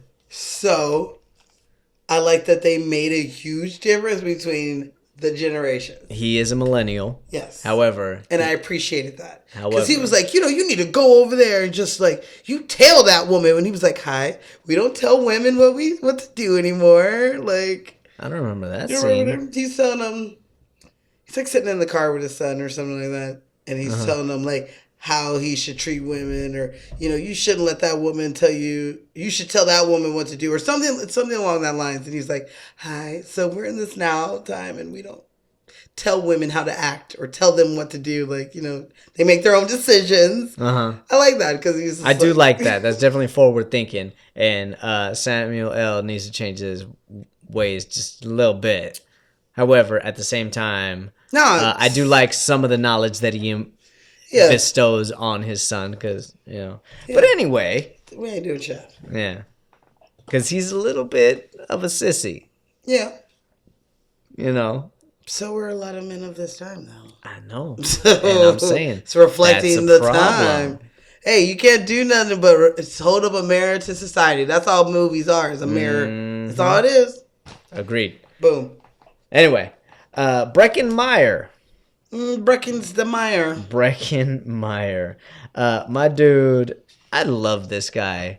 This is one of the few roles where he actually got to cut loose and have some fun. Like, a lot of the roles that he plays the straight-laced person who has to keep people on schedule, and everybody else is like cutting loose. And what other 90s movies has he been in? Was he in Can't Hardly Wait? He was in Can't Hardly Wait. Very, very briefly. Was he also in Rat Race? I don't know if he was in Rat Race. I don't remember. Was in Rat Race. In Can't Hardly Wait, he is the lead singer of the band. So he's got on his Prince outfit. And correct me if I'm wrong, but isn't Donald Faison in his band? Oh, yeah. Isn't he? He is in the movie. I mean, everybody's in that movie. Everybody's in that movie. Jason we should have did that. that movie. We should have did that as a 90s movie. That's a great 90s movie. Literally has almost everybody. Yeah, that's funny. Oh, I can't wait to talk about Jennifer Love Hewitt. My goodness, I had a crush on her. If I had a crush on anybody in the 90s, if America had a crush on anybody in the 90s, it was Jennifer Love Hewitt. I mean, I didn't, but yeah. I get that. She never was. Literally, you named like the two. Today, you've named like my two favorite things she's ever done in like her whole career. Oh, really? Yeah. Interesting. The House Arrest and Can't Hardly Wait. What about Boy Meets World? She was like, I know, this small girl. Come yes, on. girl, I am the screamer around here. Oh, I did like. You like Scream? Not Scream, but I Know What You Did Last Summer. That's what it's called. Yeah. My fault. Yeah. Well, Breckenmeyer plays the lead singer of the band in that movie. Another 90s movie that he did was Road Trip. That's right. He did that one. That one, he didn't have no fun. Like, he's the one that's like, we got to get to. Well, because he's trying to get to his girlfriend, yeah. Meanwhile, Stifler and fucking. Well, he shouldn't have fun because he cheated on his motherfucking girlfriend. Yes, he did. So fuck that shit. Yes, he did. Oh, yes, he did. That was the fun that he got to have. That was the fun. The rest of the movie Amy's was smart. The fucking. Can I give you a fun fact about Brecken the Meyer? Brecken the Meyer. I like that. So, him and Elisa Silverstone, they both really did attend Beverly Hills High. Did they really? They did. Wow. Yeah, so they were really students there. Not necessarily at the time because he was 21. Okay. So he wasn't there anymore, but... This motherfucker came back when the freshmen were seniors. Yeah. Be like, hey, bitch. What up, bitch? Fuck you. You're still a freshman in my eyes. He said that he did not, he was not the skater kid that we see in this movie. Okay. He was too busy getting his ass beat every day. I get that. And putting lockers and shit. Really? I don't know if they have lockers. I mean, or he not, was probably in the drama club or something like that. Theater kids probably didn't in the have 90s a lot of got money. picked on. I don't know who his family is, how he even like attended that school. His dad was a travel agent. And does that a make money? management consultant. Like, it's aggressively medium money. So he's middle class. High middle class, apparently, if he's going there. I mean, it's a public school as far as I know. Yeah, but I'm sure you have to live in a certain area code, zip code, Yeah. to go there. And I'm sure he Sure, didn't but that go doesn't to mean that he 90210. didn't grow up in an apartment in Beverly Hills. Like, the 90210 zip codes expands past just, Rodeo Drive. That's true. I've been through Beverly Hills, and there are sections where people, don't make that much money. Like, they're middle class. Maybe you grew up in a 2-bedroom apartment in Beverly Hills. Okay. Very, very possible. Okay. Especially in the 90s. True. So we'll give him the benefit of the doubt. But like you said earlier, he was in Rat Race. I knew it. He was also in Freddy's Dead, the final nightmare. Oh, Played shit. Spencer. Okay. Yeah, what's up? October is coming up, people. October. Yeah, motherfuckers. About to scare the shit out of you guys. Whatever. You're going to get the shit scared out of you. Get out of here. Me. We're watching everything in the daytime. At night. Fuck that. At midnight. Fuck that. The witching hour. I already watched next week's movie. Okay, so do you know who else went out for Travis? Who went out for Travis? Seth Green. Yeah, I can see him playing Seth Green playing this part. Do you know who else went out for him? And I don't know how you feel. Who? Owen Wilson. Owen Will? Oh, this was before Owen Wilson was Owen Wilson. There was a lot of people who went out for this movie that are someone now. Okay. But yeah, those are the ones for him. That tried to play Travis. Try to play Travis. He looks like Travis though, and he skates, and he looks like he can skateboard. Owen Wilson. And no. Seth Green. No, Breckin Meyer. Oh. He played it better, I think, than these guys could have. So a lot of people thought that he was mimicking Spicoli from Fast Times. But he says that his inspiration was fucking Bill and Ted Excellent Adventures. Nice. So I was going to yeah, say, I don't Keanu Reeves. see Spicoli in this role. Yeah, he was more of a Keanu, Bill and Ted kind of dude. That makes a little more sense because he's somewhat passive. He's not... Spicoli is played by Sean Penn. Bodacious. He's more confrontational, you might say. Yeah. And Travis is not confrontational per se. But I feel like if Spicoli had Mr. Hall as a teacher, he would have been different. He had a mean, tough-ass teacher. He did, but that wasn't his only teacher. I'm just talking about a movie from the movie standpoint. Mr. Spicoli, what are you doing? Learning about history. Having some food. Having some pizza. I always wanted to order pizza to class like that too. That'd be really funny. The only time I ordered pizza is because it was a pizza party and the teacher told me to. Like, I never got to just do it. I wonder what would happen if you had like DoorDash show up nowadays to your classroom. I mean, high school kids, if you can try this out and email us at Lights Camera Cocktail No S, let us know what happens. Who's brave enough to do it? Hey, Cruz. Cruz, Cruz, our nephew. Please, Cruz, man up. He's in high school. I'll give you like $10 to DoorDash something. I swear, Cruz, you will be the talk of lunch break that day. You believe this motherfucker Cruz ordered pizza to third period English? Did you know that this fool got Chick-fil-A? Like, he's just like sitting there pimping it out, man. Mm-hmm. Imagine if they order it and like he gets a message on his phone, like then he just asks for a hall pass to go to the restroom, comes back with some pizza. Yeah. Smart. That would be funny. Damn, do it. Here's the thing. God was smart in not letting technology be when I was a teenager because I would have pulled a lot more shit. One, I probably would have went a lot longer before getting a driver's license because I would have had Uber. And yeah, a lot of kids. I definitely would have ordered DoorDash and shit because we used to sneak out and go to Del Taco down the street all the time. All the time. We went to Jack in the Box. I could have just had somebody bring it to the front of the school and I could have went and got it. Back when Jumbo Jacks were 99 cents. $1.07. That's all you needed. Damn. Stop your dating yourself. So yeah. I don't give a fuck. I'm old. I don't give a shit. I don't give a fuck. Well, Breckenmeyer, still killing it, still doing his thing. He's got a few things in post. He's got like 3 things in post production right now: a movie, a short, and a TV series. And he just completed a movie called The Enormity Life. I don't know what the hell that is. That sounds weird. I don't know. Who's in it? I don't know. All right. Sprechen the dick. Brecken the mirror. Oh no, he's been on Robot Chicken for the last 13 years. Seth Green? With Seth Green. Exactly. Brecken, you're doing your thing. We always enjoy watching you. I enjoy your movies.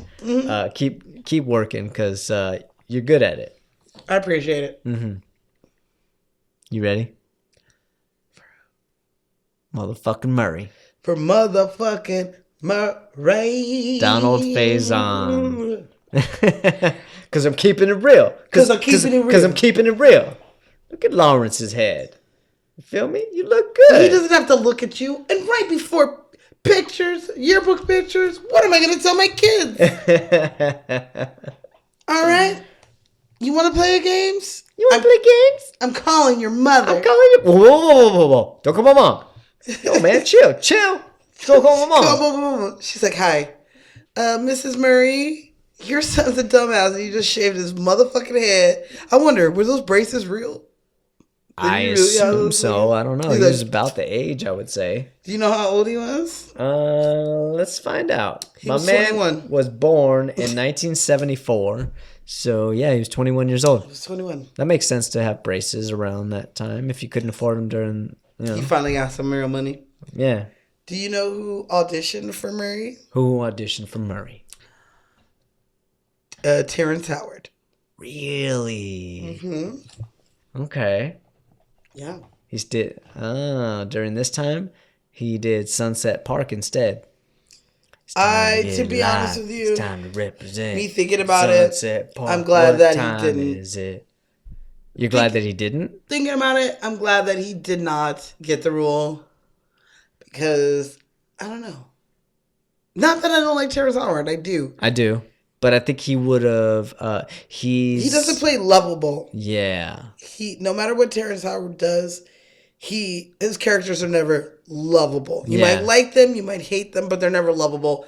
And Murray is lovable. You hate him because agree. he does do some stupid stuff, but for the most part, He's got a good heart. he has a great heart. He's Yeah. just a cute, silly jeeping, just Yeah. fucking trying to be rich. He's a joking little teddy bear. He hangs out with Elton, with all the rich, cool, popular boys. Yeah, now that I think about it, Sunset Park, people didn't like him.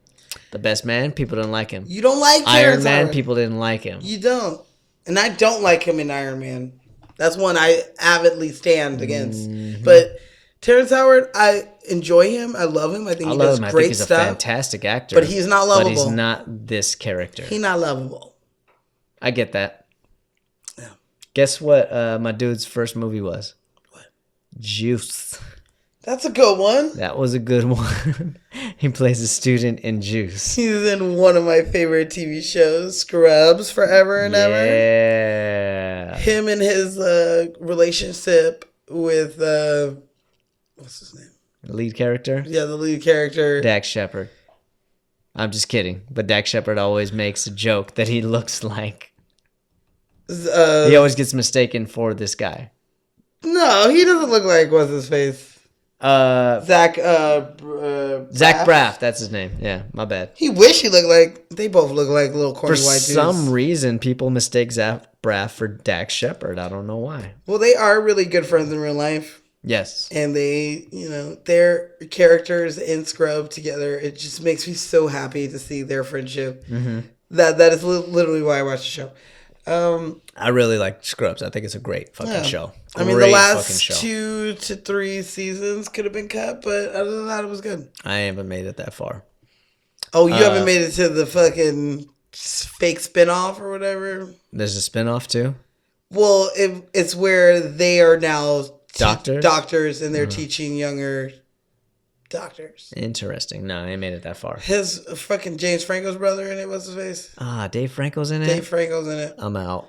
Okay, so Sorry, Dave. I'm sure you're a nice guy, but I like your wife. What's his wife? She's the chick from Brie Larson? Is that her name? I don't remember. She's from Glow. She's the lead in Glow. That's her. She also Allison was in Brie? Community. She's in I Mad forget. Men. Anyway, so you want to know who else auditioned for Murray? Who auditioned for Murray? 95. Say Tupac. Are you ready? You will never guess this in a million years. Okay. Paul Rudd. The fuck? This motherfucker read for the Murray because it doesn't say in the script that he's black. I love it. So he saw it as Murray was this white kid dating the black girl, pretending to be black, like acting black. Oh my and god, I guess I dating love the black that girl so much. So the producers had to tell him, like, "Hey, girl, Murray's black, fool, not a corny ass white dude." But how would he know? Right? How would he know? You called his ass in. I don't know. I don't think that that's what they called him in for. I think that's what he thought he was being called in for, because he did end up auditioning for Josh. Well, yeah, because that's eventually what he gets. But he also auditioned for Elton and Christian as well before So they couldn't find a role for him, but they liked him so much that they gave him the lead guy. No, I think that they liked him and they brought him in to read for those three white characters. And he read the script and liked Murray and thought that Murray was just a white guy talking black. Interesting. And he was like, I'm glad. Malibu's Most Wanted style. Don't be hating. Don't be hating. Yes, exactly. And so but I bet you that's what made him stand out. Yeah, they were like, this guy is colorblind. He doesn't even realize. I mean, it never says anything about Murray being black. It doesn't say anything that Dion's black either. Yeah. Which is cool. Yeah. I'm glad that you made them black and that you made, you made an effort. She made an effort to show that there were black people in Beverly Hills and not necessarily just white people in the school. And we're talking about white people in the school doing this, doing that. No.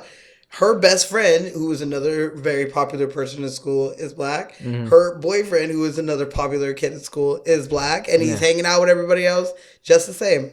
I like that because it's something that we didn't get in Heathers. And we didn't get in Mean Girls either. No, we didn't. No. Yeah, I agree. That's interesting that you say that. Now I'm thinking of the casting process, and I think what they did was this was a studio movie, so it had a bigger budget. However, if they called them in, they probably saw Paul Rudd for a certain role, but they had sides for each character spread out. Right. And he just grabbed the one that he saw and liked, I guess. Yeah. Well, Donald Faison, I'll always enjoy seeing this guy. Shit. He doesn't do as many movies as you would hope, but he stays busy. Yeah, absolutely. I love him in this. I love him in Remember the Titans. Yes! Oh my God, we haven't done Wow, a are you football smiling? Because I love football, sir. And I want to have fun. Fun, sir. Yes, sir. No, but... Are you sure it's fun? It was fun. Well, not anymore now, is it? A little bit. Make up your mind. Since you're thinking now. No, it's not fun. No, it's not fun. Well, I'm here to tell you. Zero fun, sir. I'm here to tell you how much fun you're going to have this year. You're like, God damn you, Denzel. Get it, Petey. You know what else I like him in? You're going to hate me for saying this. I like his ass in Pitch Perfect. I think he plays...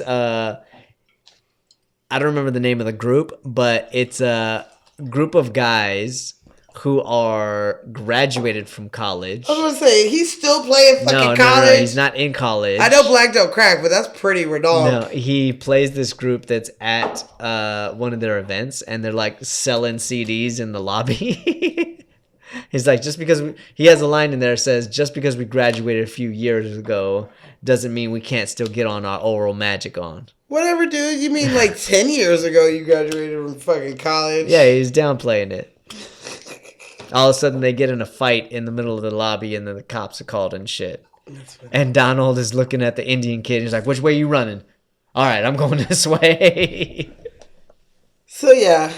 Hopefully, we'll talk about him again. Oh yeah, absolutely. We're gonna talk about him. He makes some Shit, we gotta do a football month or something. Remember the Titans, man. Varsity We Blues. are the Titans, the mighty, mighty Titans. Ooh, ha. Ooh, ha. Yeah, exactly. Sunshine. Sunshine. Yeah, we do. We I need just to gotta do. know. You know what I gotta know. Don't mess with my mind. Remember the Titans. Fucking Any Given Sunday. Oh, there's so many football movies. Varsity Blues. Varsity Blues, absolutely. I'm done. Friday Night Lights. Yeah. Shit. I'm the done. movie, not the TV show. I never seen the TV show. I heard it's pretty good. Skip the second season, I think it is. 3. It's the third season. You quoting How I Met Your Mother? No, I'm just going off of what people have said and Oh, like then videos that's I've probably seen. season. Because there, In I How know. I Met Your Mother, there's a line where Jason Segel says, "You can skip season 3." No, you can see season 3 because they go like off the rail. There's like a murder mystery involved. Shit. Like it goes off in like a whole different direction. So by the time it comes back for 4, you're like, Well, damn. what the fuck happened? I don't know. I don't watch the show. Please let me know in the comments below if I'm correct. I think I am, though. Okay, before we move on from Donald, what is your favorite line of his in this movie?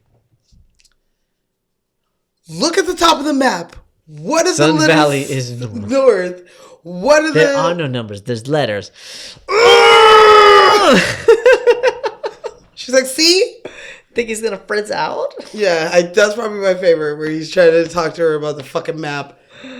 It's so funny. We don't even use maps today, you guys. We don't even know. Nobody knows. She Shit. has a map. I know what a Thomas book. guide looks like. Yeah, she has the Thomas Guide book. Uh-huh. So that she can get to the fucking valley when we could just put in the address in our phone now and the bitch on there can talk us through where to go and tell us where to park. I would say my favorite line of his is when he walks up holding his pants. It's like, yo, woman, loan me $5. Told you to stop calling me woman. Excuse me, Miss Dion. All right, street slang is There a you go. valid form of expression. Most pro-feminine pronouns do have mocking, but not necessarily in a misogynistic undertone. And you're like, brother, she's like, oh my God, you guys like talk like adults. This is a really good So soul. really good school. I could use an herbal refreshment. Another one of the things That that I we did never not got, catch as yeah. a kid. I This didn't get bitch is trying to tacos. get high. Yeah. Me and Ty would She's have been meant really for good. Travis from day one. She is. And Cher is the reason why they don't get together right away. Yeah. Because he is. When Like, they're in line and they they lock talk about eyes and they're just like Marvin the immediate. Martian. It's They a nice talk presentation on the Yeah. skateboard. Yeah. On the skateboard. Get out of here. I could do Marvin the Martian. It's not really that hard, but yeah. She's That's just so cute. You know, she likes watching him fucking skateboard. Mm-hmm. And it's not until she starts becoming mean girl-ish where she doesn't the slacker sit over there On that grassy knoll. on that Gracie knoll? Dude, it's so fucked up. I feel so bad. He is for kind of her. gross. He like spits and catches in his mouth. I personally would have been like, get the fuck out of here, Travis. I mean, you yeah, that's gross-ass gross. But he's desperate at this point. He's trying so hard to impress her and to get her attention. Yeah. Like, he really, really likes her. Yeah. Like, even when she hits her head at the party, He's and like, he "She comes needs up ice." with like a handful of ice just in his hands, which is incredibly sweet and thoughtful. is. And these guys like already have the rag with the ice in it, Yeah. and it's like properly prepared and everything. I'd be like, put it in but her. regardless, you know, Yeah. fuck, my heart goes out to him. Yeah, they are perfect together. That's really why I are. like They're the really end where she sees him skateboard and you see her look at him like, I had no idea he was so motivated. "Oh, wait. I did. I do love where he brings the bong and she looks at it and she's like, Kitchenware? he's like, that's where I used to keep it. That is something, as a child, obviously I didn't know what a fucking bong was. Even when I was in high school, like I got it but didn't really get it. Till I was in college and I had a bong of my own that I would sometimes keep in the kitchen. And when I would do that, I'd be like, kitchenware? That's where I used to keep it. So I could put ice in it. Well, since we're talking about Miss Brittany Murphy, we can continue talking about her. Brittany Murphy. I loved her. She was really great. She makes this movie very cool because it's like you enter into the school the same time Ty enters into the school. Mm-hmm. So we're learning everything about how we're supposed to live in this society along with Ty. Then she goes on and does tons of other movies where she does comedies, she does drama, she does the suspense. Just Happy Feet, yo. She does Happy Feet. I mean, you can hear her voice even You in this can. movie, and it's she's got a very nice voice. Rolling with the homies. Oh, I was thinking of the Mentos commercial. Mentos better, Mentos precious. She is so cute on the couch. Better with Mentos fresh and full of life. Mentos, the fresh maker. She's so cute. She really is. Love her. So my girl started out in TV. She had the stereotypical actor's life. She started with a co-star on Murphy Brown and slowly worked. Oh yeah, that's right. You like that show. Is that one of your shows? I can't remember. I like it because of the theme of it, but it was not probably my favorite like Nick and Neck show that I would be like bumping all the time. If I was gonna do like a feminine, like it'd be Mandy Moore, Mary Tyler Moore. If I was gonna do like the in work kind of bitch. Gotcha. But yeah. Well, she kept working her way up from co-star to guest star to recurring roles and stuff. And so she had a recurring role on Sister Sister. Yeah, she was a friend. Before booking this movie. This was her breakout role. Do you know how old she was in this? What's that? Do you know how old she was in this movie? How old? 18. Really? The youngest. Okay. Just a baby. She's just a baby. I like it. Do you know, here's a fun fact. What's that? So one of Ty's famous lines is, "You're a virgin who can't drive." Right? Mm-hmm. Brittany Murphy was a virgin who couldn't drive. At this time? At this time. Oh, that's really sweet. Very sweet, right? She just was an LA kid who She didn't didn't play. She didn't really have to need to drive. And she was a virgin. Yeah. Being 18, as was I. So, yeah. I love Brittany. I was a virgin who couldn't drive at 18. Me too. Yeah. There you go. What's up? So from this movie, she did do Boy Meets World afterwards, which I thought was fucking awesome because I love that show. Yeah. Before moving on so after this movie, she did go back to TV for a little while, but she started making movies as well. So after people, because it takes a little while for a movie to be done and then get out in theaters, and then all of a sudden your name gets thrown around everywhere. And then from then, it was probably around 99 that she started really getting big with Drop Dead Gorgeous. Love it. And Girl Interrupted. Oh. Why do the crows go on singing? Do you know what I'm talking about? No, I ain't seen the movie. What? I'm sorry, I put it on the To list. the crow, to the shore. You'll like her character. Her character was weird. It was weird. I like it. No? Okay. Oh. I just never seen it. I haven't gotten around to it. Whoopi, bitch. I'm sorry. I love Whoopi. Me and her Whoopi, share the bitch. same birthday. Okay. I do have to put it on the list. Me, her, and Leo. Shit. It is a really, really, really... I think it's based on a play or a book. I can't remember. But yeah. I believe it's based on a book. Yeah. But it's a good one. Everyone one. does a good job. And she does a good job too. She's a girl who's also interrupted, and she lives in the hospital with them. Anyway.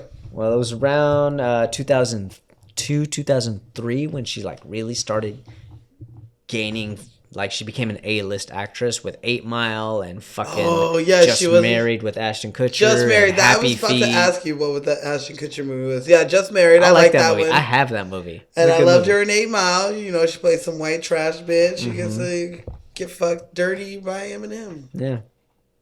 Yeah. She did a good job. She did a good job. Sadly, she did pass away in 2009. Her death was always quite odd to me. I don't know I can't remember what her cause of death was. From what I remember, it was a drug overdose. But her husband died in the same house, the same way, like a couple months afterwards. Really? Yeah. Interesting. I did not know that. Yeah. So, I don't know. Her death always to me was a little strange because what they said never really made sense to me. So, Well, I. according to IMDb, they say that she died of pneumonia and anemia. See, that's what I'm saying. And then some people said a drug overdose. And some Yeah, people. It was a lot of weird From things. what I remember, it was a drug overdose. Oh, no. I thought it was something else. I felt like there was something in that house that made them sick. But that's just me with no evidence. But yeah. I don't Interesting. Her husband died shortly after that. According to her biography, she died of pneumonia and anemia. This is very, very interesting. If her husband died of the same thing. That's what I'm saying. Their deaths were kind of weird. But do you want to know who auditioned for Ty as well? Who's that? Elena Urbech.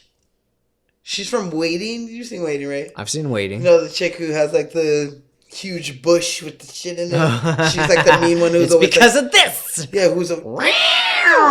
Yeah, she's always like, fuck this shit. She auditioned for Ty. Okay. And there's one more lady that I think I could totally see. I don't know how old she was, but I guess she was in her 20s. Leah Remini auditioned also to be Ty as well. Leah Remedy. Sounds very familiar.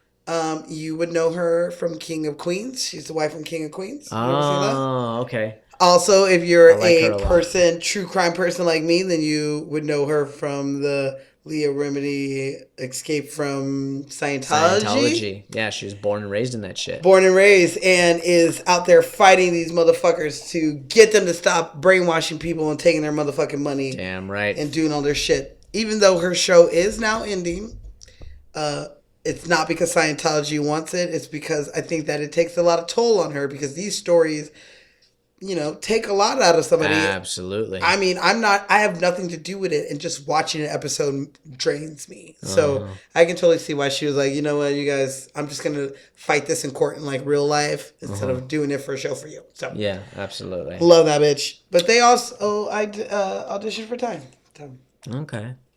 Well, last thing I'll say is that Brittany Murphy was slated to star as Janis Joplin in her biopic before she passed away. Mm. Yeah, she won that role over Courtney Love and Emily Watson. Yeah, those two would not be good. Emily Watson might be good at it, but Courtney Love, I don't think so. I don't know. She is pretty fucked up. True, but can she sing? I mean, she was. I was like, do you know why she was famous? I know she was married to Kurt Cobain, but I didn't. What band was she in? Was she in a band? Yes. I didn't know that. Isn't she part of Cranberry? No, she's not part of Cranberry. She's part of. I did not know if she could sing or not. All I know her as is post Kurt Cobain. No, fuck. 90s. Grunge. What was her? Yeah, she was. That's not I know, I'm just trying to get you in the era. Make me over. Do, do, do, do, do, do. That's all I wanna hear. Okay. She's the lead. She's the lead singer of Hole. Oh, okay. So yeah, she can sing. That is a real thing. And Janis Joplin, she had a distinct voice. Yeah, she was. So I think she could have did type of voice. A good job on the singing front. Sure. Probably not so much. Probably not the acting. I would have been disappointed that you left a legend that I love so much to somebody like that. I think Brittany Murphy could have done a decent job. I don't know if she can sing in that type of singing, but who knows? I think she could. I think she could have pulled it off. Can I give you a fun fact? Yes, you can. This has nothing to do with Brittany Murphy, but fun fact. I was about to talk about somebody else anyway. This was filmed in 40 days. Okay. It's a decent... being that there's not too many locations, that's decent. I would say that it is... That's a generous time. Good, because like we've talked about in so many other high school movies, that when you're filming on a high school, you have to wait until it's summertime to fucking be able to do the shit. Yeah, and then there's summer school as well. Yeah. They probably use them as like a fucking extras. Mm. And summer school is usually done by like 1 anyway. Mm-hmm. So, I'm going to give you one more fun fact. Give me that fun fact. So, one of my most favorites show in the world did a spoof of this movie. What show is this? Golden Girls. Nice. Thank you for being a friend. Wait a minute, the Golden Girls did a spoof of Clueless? The Golden Girls did a spoof of Clueless for MTV's 1996 movie award show, which I watched today. And as I watched it, I was like, you're right, I do fucking remember this. Because they had like Sophia was Cher, and she was just saying like being her sarcastic like Sophia self. And they were literally saying like a lot of the dialogue from this movie, but it just sounds funny coming from like an old ass bitch. Lady. Yeah. And then Betty White plays Dee. Oh, I like and that. And she had like the braids and the stupid hats. And then they had Blanche playing Ty. I think she plays Ty. Okay. And so it's just, it was really funny to see them using old ass ladies to play this very young, hip, clueless 90s. And they were probably icons. playing it very honest. They were playing it very dry. It was very, I'll have to play it for you, but they played it. They played it dry as fuck. Okay. It was funny. So, can we talk about the person who I probably have the biggest man crush on in this movie? Paul Rudd? Fuck yes, Paul Rudd! One, I thought you were going to move to D, so I was going to say Paul Rudd as a joke. Like, you're like, the one person I had the biggest crush on. I had to clarify. Man I know. Crush. If you would have just said crush, I was going to say Paul Rudd. I love Paul Rudd the way that Paul Rudd loves Captain America. That's American's butt. That's America's ass right there. Dude, Paul Rudd is so fucking great. He is. I think this guy can do no wrong. He literally, this is the movie that for a long ass time, I called Paul Rudd Josh. Oh, okay. That's Josh from Clueless. Okay, until I realized who he was. So, I mean, this was his first big movie. Yeah. You know, before this, he had done some small things here and there. Biggest thing was this TV show called Wild Oats. I don't remember that, but the name sounds familiar. Okay. But I mean, after this, he just went on a fucking run like you wouldn't believe, from Romeo and Juliet to, you know, everything under the sun. Yes, like, and honestly, like, Paul Rudd is, you know what he is? He is the Tom Hanks of his generation. If that makes sense. I'm not going to agree on that, but I do like Paul Rudd. If I was going to say anybody who I thought would be like the Tom Hanks of our generation, I would say Leo. No, of his generation, because he's kind of a generation above us. He's Generation X, I believe. But so is Leo. Yeah. I wouldn't say that Leo is, because Tom Hanks started in comedy. However, Paul Rudd kind of stayed in comedy. He didn't move on to drama as much. So did Leo. He was in Growing Pains. That don't count as comedy. Leo's always been drama. All right. He's always stuck with drama. He's always been dark and gritty, and very, dramatic, for a lack of a better term. I think Wolf of Wall Street was hilarious. I do think Wolf of Wall Street was hilarious. However, Leo did not play it as a comedy. I know. It just was funny. It was a great movie. You know how shit. I will say I love Leo more than I love Paul Rudd. Oh, yes. We all know this. I love you, Paul Rudd, only because you did this Clueless movie. If this wasn't on your list. We've talked about him before, haven't we? Forgetting Sarah Marshall. Oh, Kunu. Kunu. That's right. He had a small part in that Means Chuck. Means Chuck. I put it in the computer. So, Paul Rudd, was the second oldest cast member at the age of 26 in this movie. That's decent for a high school movie. Yeah. Normally, you got a 30-year-old in there somewhere. I wish I could still play high school. We'll see. Like how Cher gets mugged in the movie, Paul Rudd got mugged in real life. Oh, no shit? And somebody jacked his backpack Okay. with the script inside. No! So somebody out there jacked him and didn't realize that they have this amazing copy of one of the most iconic teen movies of the 90s in their possession. I hope that after they stole it and I hope they read through it a little bit and then a couple months later saw the fucking movie posters and was like, I robbed that guy. I robbed that motherfucker. I should have waited to rob him after he got paid for the movie. So yeah, I thought that was a quite funny. That is really funny. Little joke. I like that a lot. I'm trying to think of a movie that he did. I can't remember. I like, what's the one? Maybe it was Overnight Delivery. No, what's the one with Role Models? I like him in Role Models. I love him in Role Models. He did a movie early on with Reese Witherspoon. You white, you Ben Affleck. You Ben Affleck. Mm-hmm. Uh-huh. Can I give you... I like to party part of every day. I can party from 1 to 4. Can I give you a fun fact? Give me about fun facts about Paul Rudd? Yes. Absolutely. You know who also went out for Josh? Who? Ben Affleck. Ben fucking Affleck. And Zach Braff. Really? Okay. I don't know if I can see Zach Braff in this role. I think I could. I could see Ben Affleck, but both of them, you know what? Both of them are a little bit too far to one side or the other. To play Josh. To play Josh, exactly. So Zach Braff is a little more feminine than Paul Rudd, whereas Ben Affleck is a little more masculine than Paul Rudd. And Paul Rudd is right in the middle. Maybe Zach Braff could have played Christian. There you go. But he's not gay.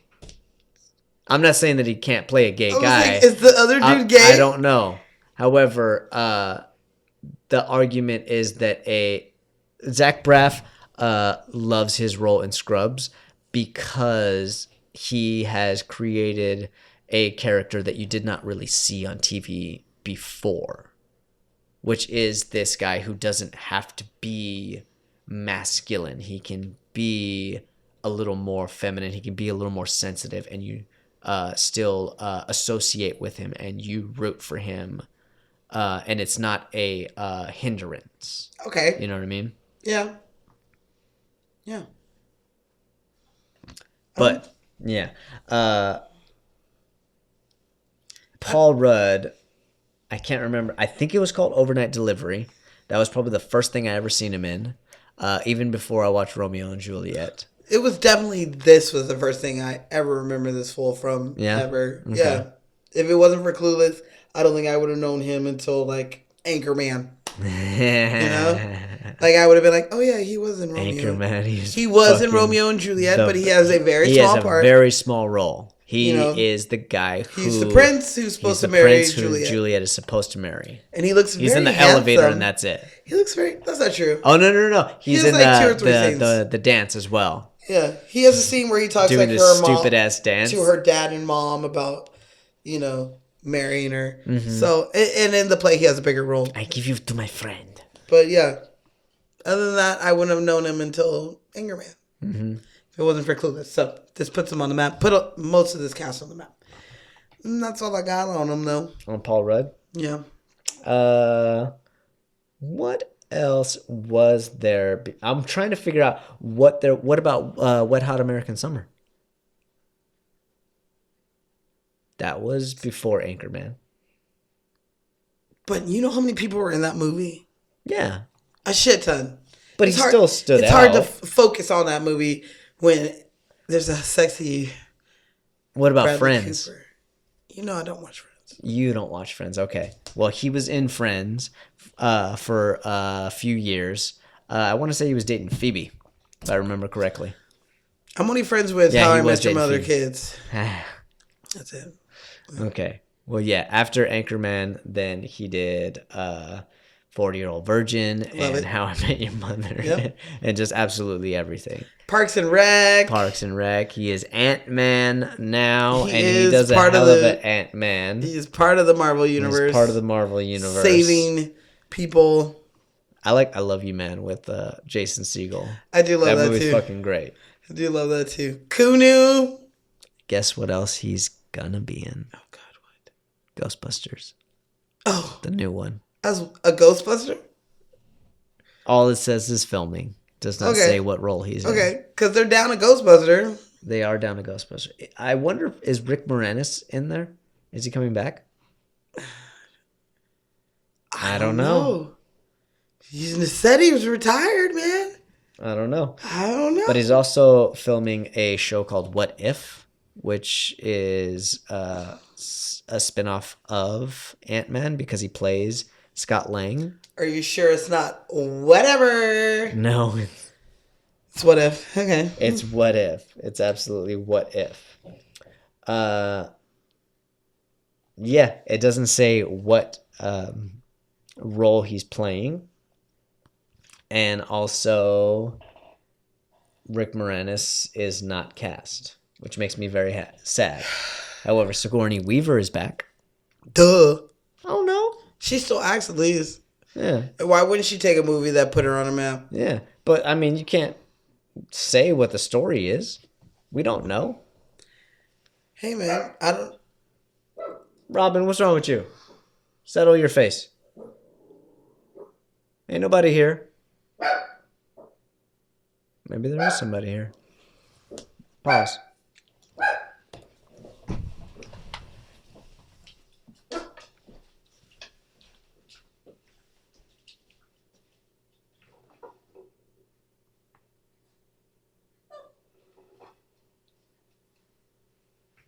Oh, you never told me the stick was back there. Put it out. Are you interrupting our show for no reason, Robin? Stay.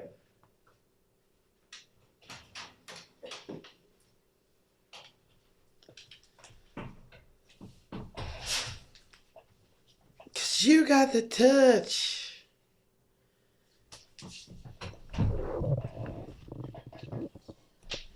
2 hours. Okay.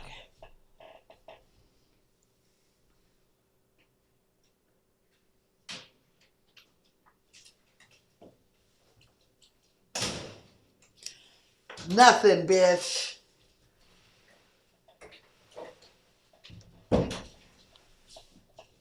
Why are you barking? Huh? Why are you barking?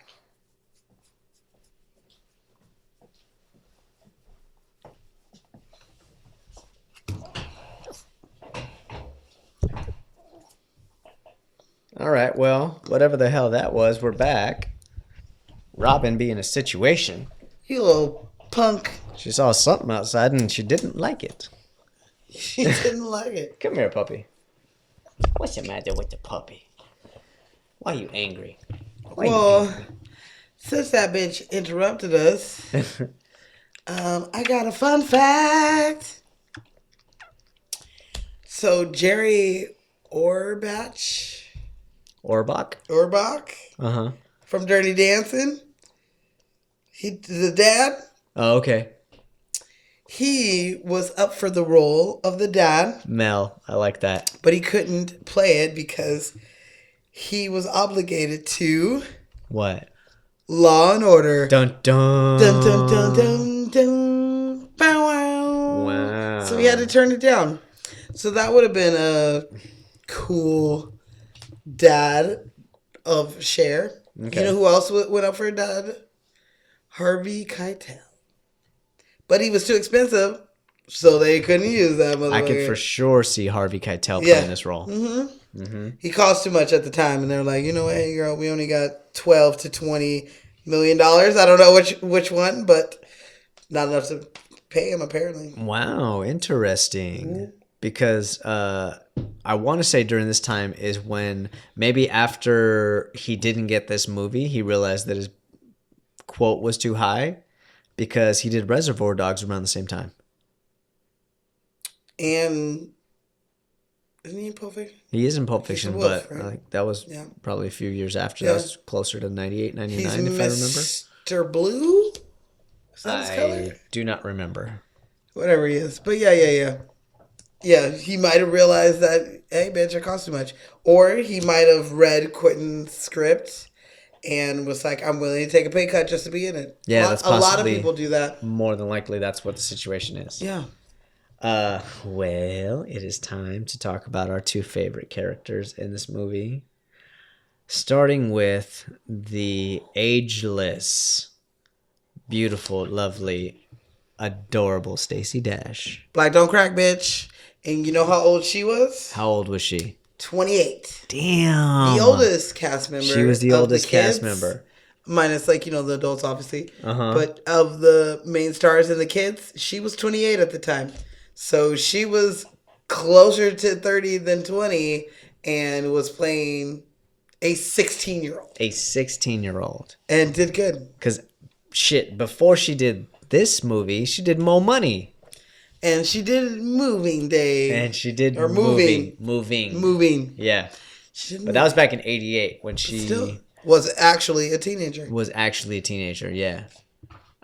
She plays Richard Pryor's daughter in that, correct? Yeah. She don't want to leave. She ends up staying with the neighbors. That's right. She's like, I'm not going. I will stay with the old white neighbors to finish out my school year. And they were like, yeah, we'll take her.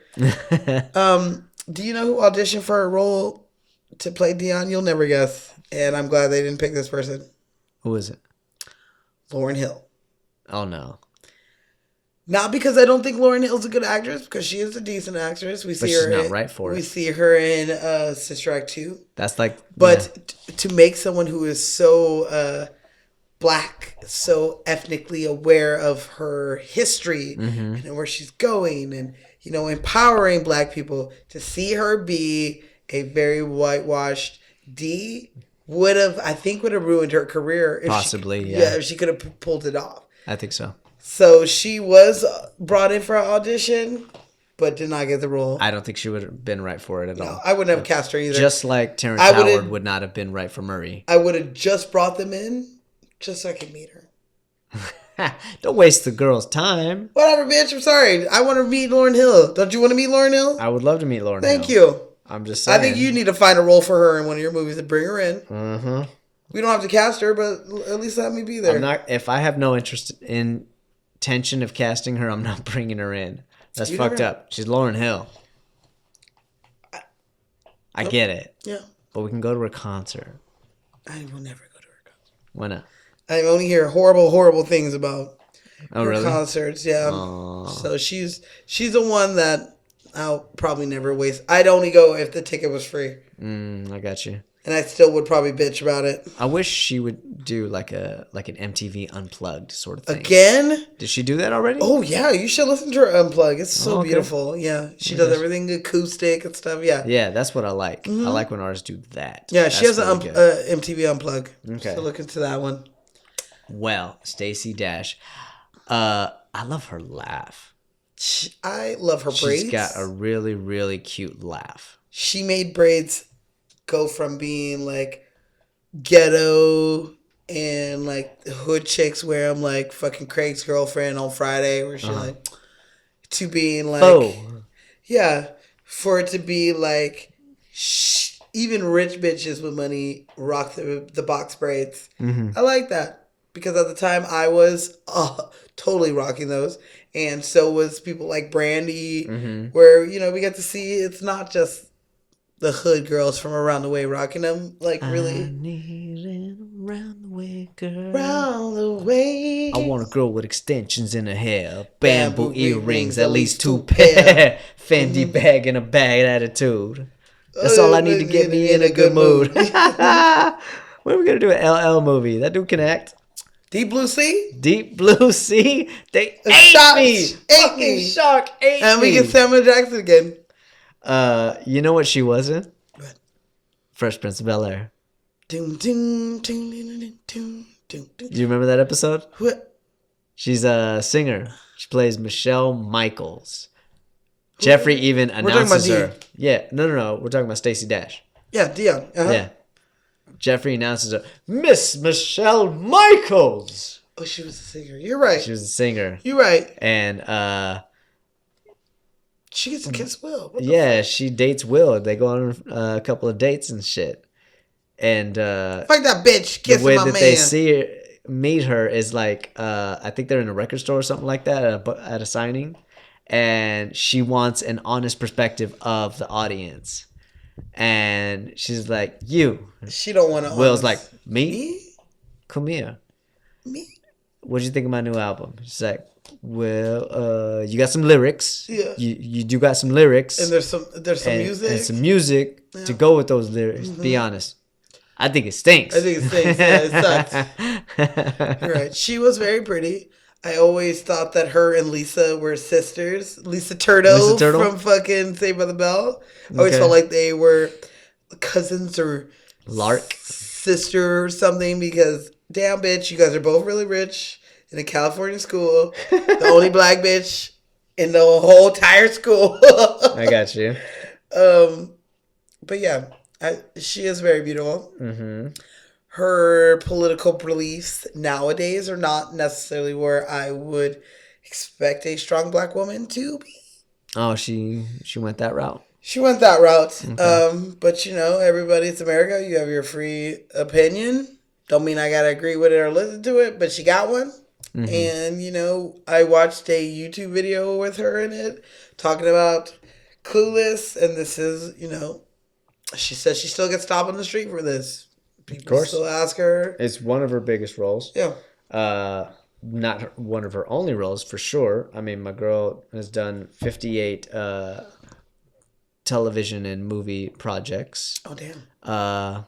And I don't know if I saw Mo Money first or Moving first. I know Moving came out first.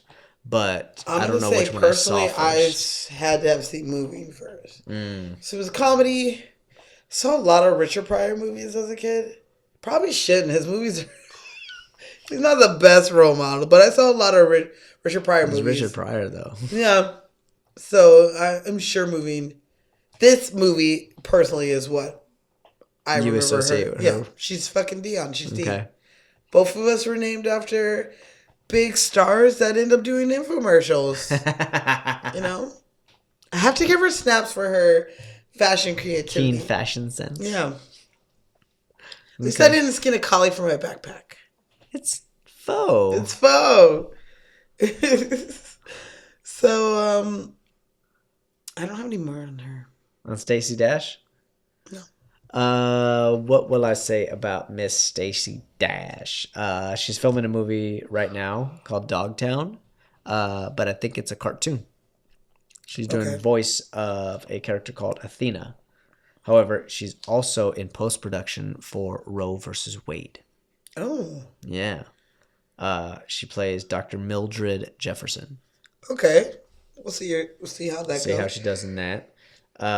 And she just completed a couple of other projects called Seventh Secret as well as The Dawn.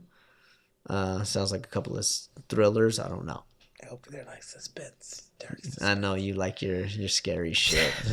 Next month, it's gonna be my scary month. Mm-hmm. Oh, Renaissance Man. I forgot about that movie. I thought you were gonna be like Renaissance. The fuck is Renaissance? Renaissance? It sounds familiar. Is it a TV show? The soup is free, but you rent the spoons. Renaissance. Wayne's Brothers? Martin. That was Tommy's idea. Or not Tommy. That was Cole's idea. Fucking Cole. Cole's dumbass. I remember now. And then MC Hammer ends up buying the fucking building, the restaurant. Because Cole. No. She was in Renaissance Man with Danny DeVito and Kadeem Hardison. And I liked her in that too. Shit. She's doing her thing. I always enjoy watching her. Stacey, we always enjoy you. You did a great job. As long as you're just doing your characters. You personally, not so much. But you... Damn. You and your movies, yes. I'm all about. We don't talk politics on this. I'm gonna cut it out. It's fine. All right. Can I cut get? it out?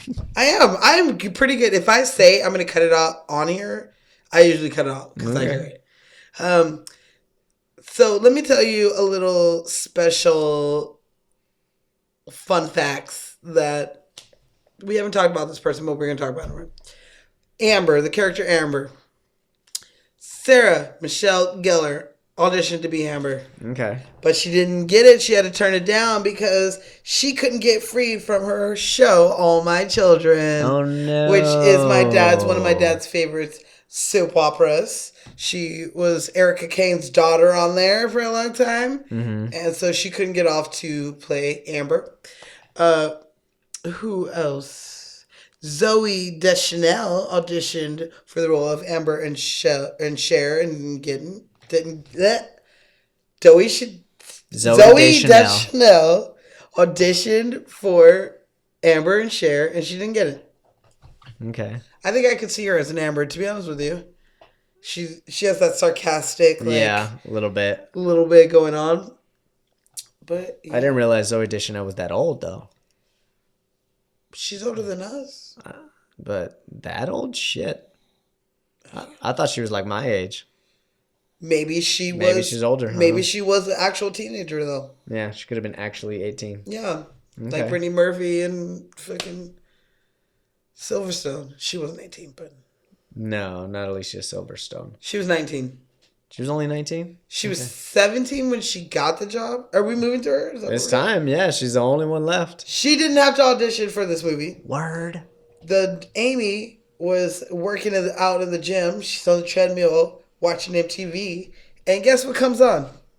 Aerosmith's music video. Nice. Which one? Because she's in a few of them. A couple of them. Yeah.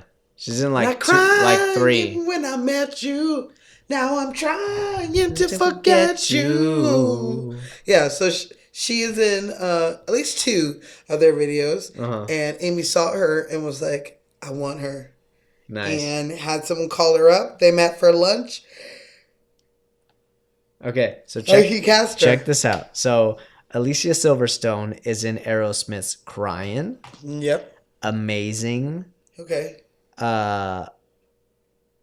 Crazy. And big ones you can look at. 4 Aerosmith music videos. What's the one where like she's... Oh, that's not her. Right? What? Jeannie has a gun. No. You know what song I'm talking about? Yeah. What the daddy do? She always plays a teenage girl in each one. Or a schoolgirl in each one. I wonder if she ever got to meet them. Because Aerosmith's not really in these videos that you're naming. That's true. I don't know. I have no idea, but she got cast in all of them. Well, because of being in that, she got cast in Clueless, which ended up being her biggest movie. Nice. Do you know who also auditioned to be Cher? Reese Witherspoon. Okay. Kerry Russell. And Tiffany Thiessen. I can't see them playing this role. Even, I don't know. Tiffany, I actually could see. Yeah? Yeah. I mean, she was in Beverly Hills 90210. And her character was like not as ditzy, but pretty close. I don't know. I didn't watch the shows. Wait a minute. Who did she play in 90210? Is she in 90210? I don't remember.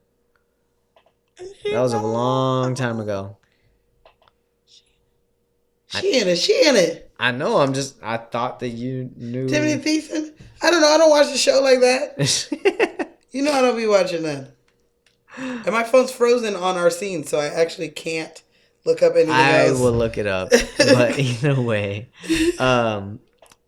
So Alicia Silverstone did a movie before this as well, though, called The Crush, which was a thriller. And I thought she did a really good job in that movie. Is it like Fear? No, The Crush. Okay, you're right. The Crush is the one with fucking Princess Bride, right? And she's obsessed with him. And he lives in the family. She's like a young girl and she's obsessed with him. Yeah, she was and crazy in that movie. He has like a fiance or a girlfriend. He has of a some fiance sort. and girlfriend. He rents out like their back house of their house. Mm-hmm. And, you know, he just minds his business and it is nice to her, but then she gets obsessed with him. Yeah. And she ends up, like, you know, taking the condom out of the trash can and a bunch of kind of things. And eventually tries to kill him and his lady, which is a movie I feel like we should do because she does a very, very good job in that. And she cray. And those are the two movies that I personally think of her when I think of her is The Crush. Clueless and The Crush. Okay. I think of Blast from the Past. Oh, yeah. I forgot about that one, too. You're right. So Tiffany Thiessen was in 90210. Okay. In, I want to say, the later years. She was still in it. Yeah. She wasn't. She played a character called Valerie. Yeah. I think of her as the so son-in-law. She was in there from 94 to 2000. I think of her from Saved by the Bell. Yeah. Kelly Kapowski. But Kelly wasn't... And the ladies' man. I like Kelly... I personally like Kelly more than I like Cher. So that's why I kind of... Okay. Because Kelly cares so much about her friends. Mm-hmm. She is popular and she does popular things, but she doesn't let that, like...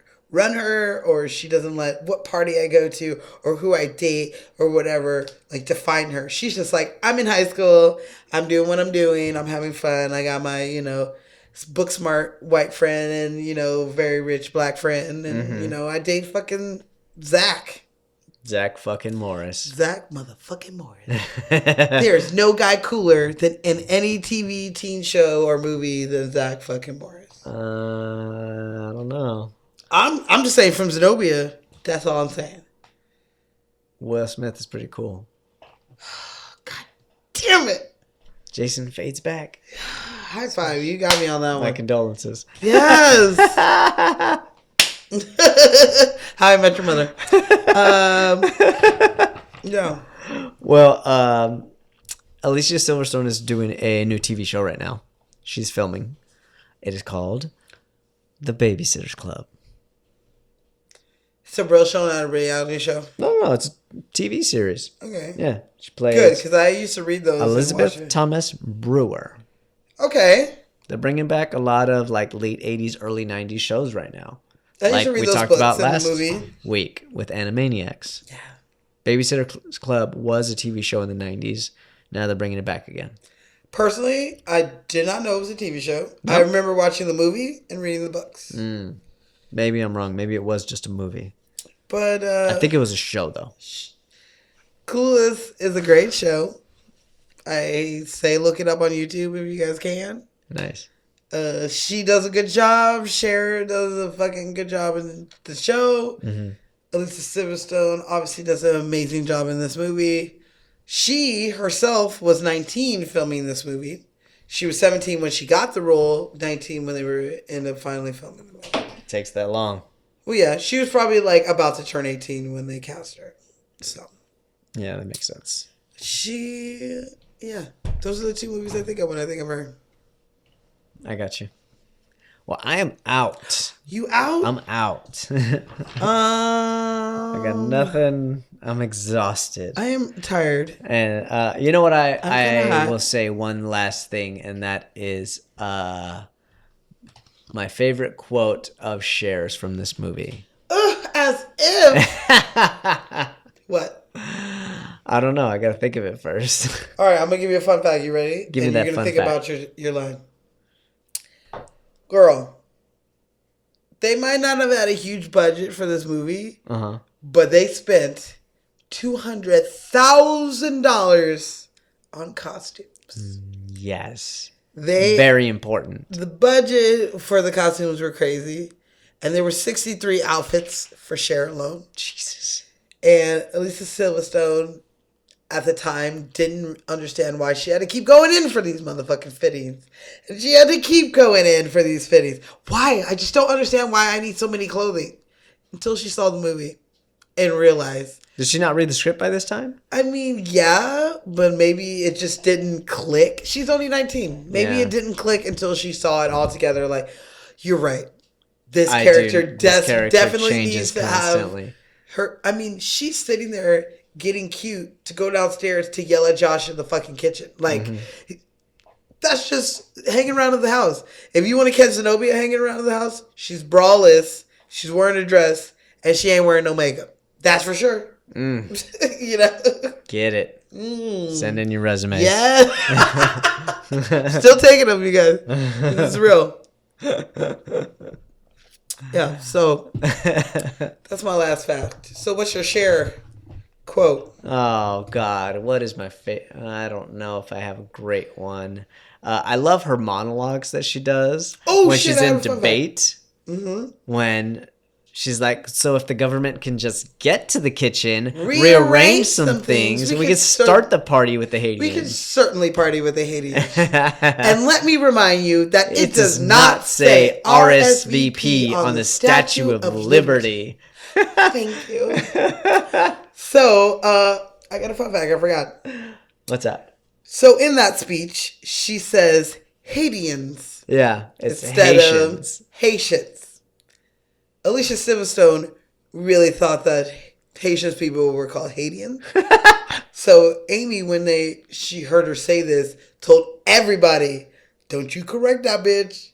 Let her keep that because that is hilarious." We would have thought of her saying that when she's trying to debate. And other than her messing up their name, her debate isn't that bad. I think that it's actually pretty good for like a dumbass. Mr. Hall, how can I answer that? I mean, the topic is Haiti, and she's talking about some party. It was his 50th birthday. Whatever. Yeah, it actually was a pretty good argument. A decent argument. It's a little more like out there than you would expect, but you get what she's saying. Definitely is congruent. You get what she's saying. Yeah, so she did that herself. That's awesome. Not knowing that she did that herself. Just thinking that's how it literally was supposed to be. But she's 19. At 19, I don't know if I knew what... No, I knew. No, I did. I did know. But I mostly knew from listening to hip hop. I mostly knew because our church at the time would go to Hades and help out people there all the time. So I did know that they weren't called... What did she call them? Haitians. Haitians. They weren't Haitians. I knew that. They were Haitians. Oh my God. Yeah. Cher. That's a little bit Cher. She didn't know. But she didn't know. She thought. Good on her. Movie magic right there. Movie magic. You know, it's a far, far better thing doing good stuff for other people. Right? Isn't that how it goes? I don't remember.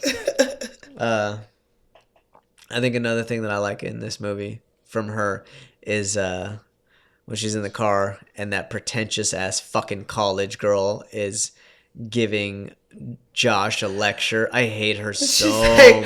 I think I remember Mel Gibson well. I think I remember Hamlet accurately.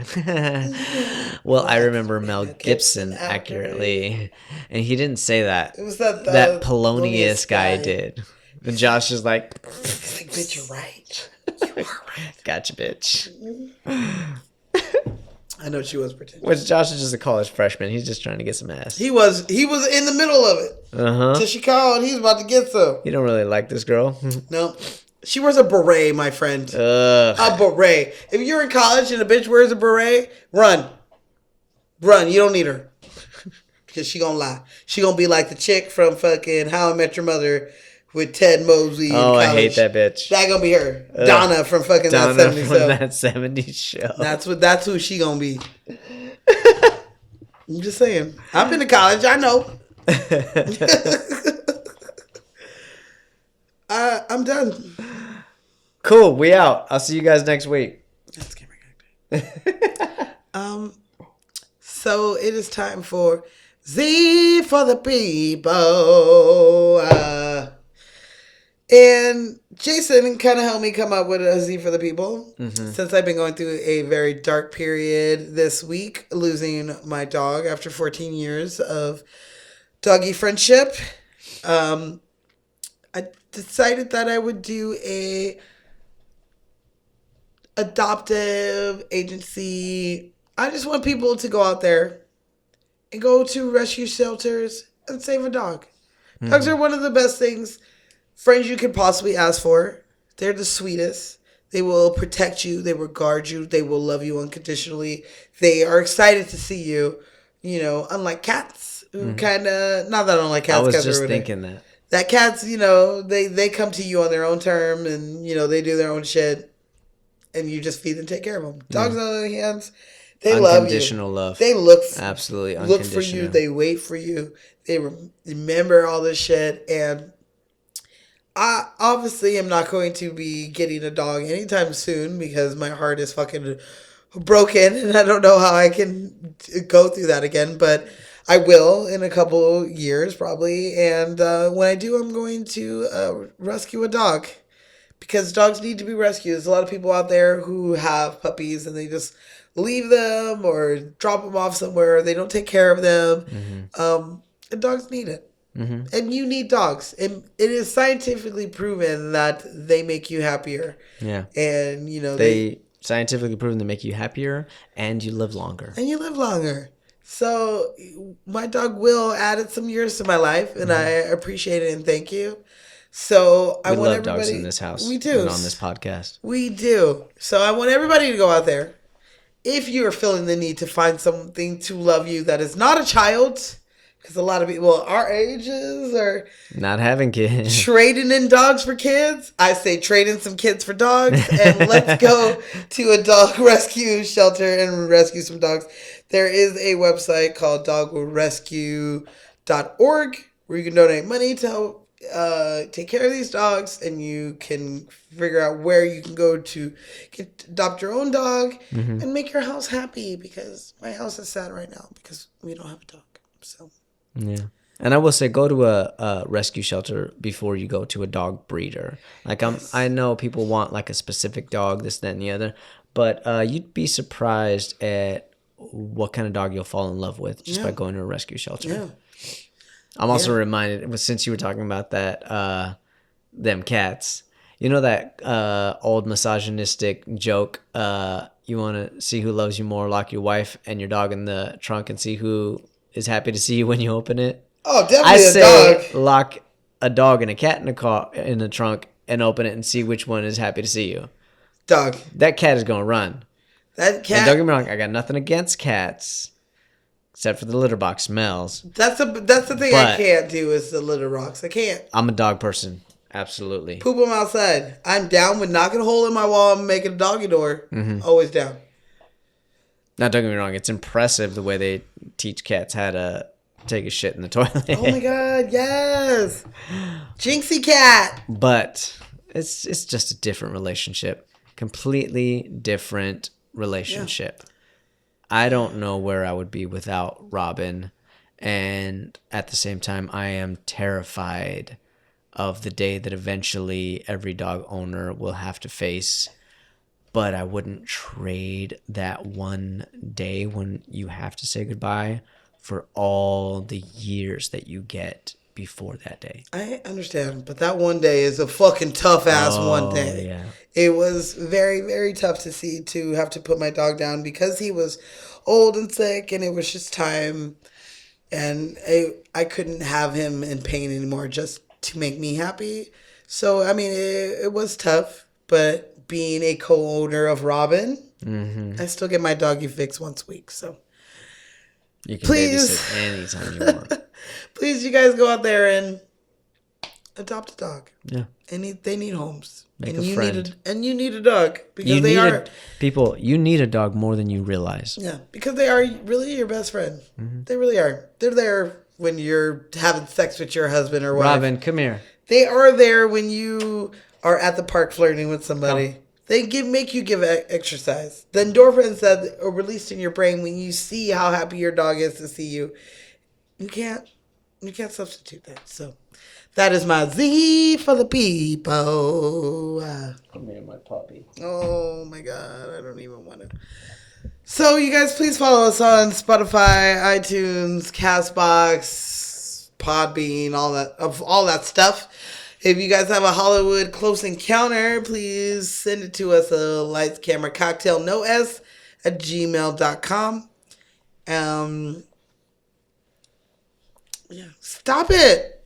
You're making me sad. I'm not trying to make you sad. Just trying to make the people understand. Are you rubbing your dog in? The love. The love. Look. That comes. I got Robin right here on my dog, from the fucking notebook. And our nieces are always like, that's Robin. That's Robin. That's Robin. I went to my friend's house, Matthew. Hopefully he is listening to this. Of course he is. And I pulled out the notebook to do something. And he was like, oh my God, that's Robin on your notebook. I was like, that is Robin. You know what's up. Robin's more famous than we are. You are, Rob. Dude. My little pug wawa. Yeah. You got anything else to say?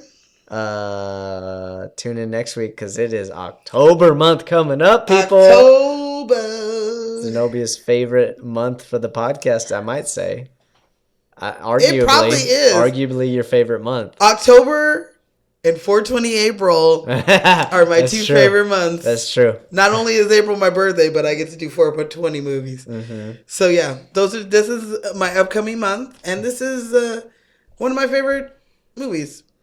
Nice. Of Halloween. For Halloween? Yeah. It is one of my favorites as well. It's one of many people's favorites. Yeah. We're going to start off October light. We're going to start light. We're going to ease into the scary. Yeah. So, yeah, let's see how this scene turns out. Jason is playing double people. I am playing double people because we were supposed to have a guest, but I got this. You got this. I'm not worried about you. You double casting all the time. So let's do this. Open up these characters here. I haven't done this in a while.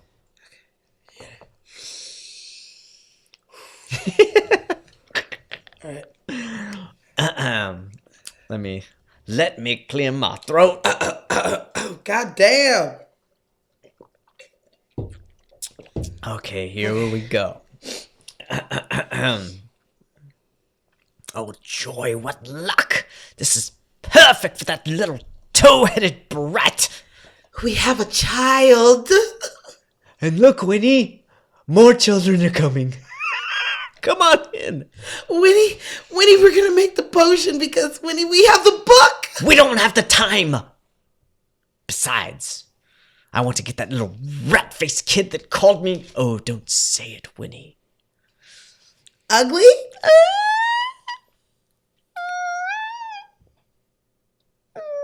Oh, honey. She really hurt my feelings. She's jealous of me. She doesn't even know me.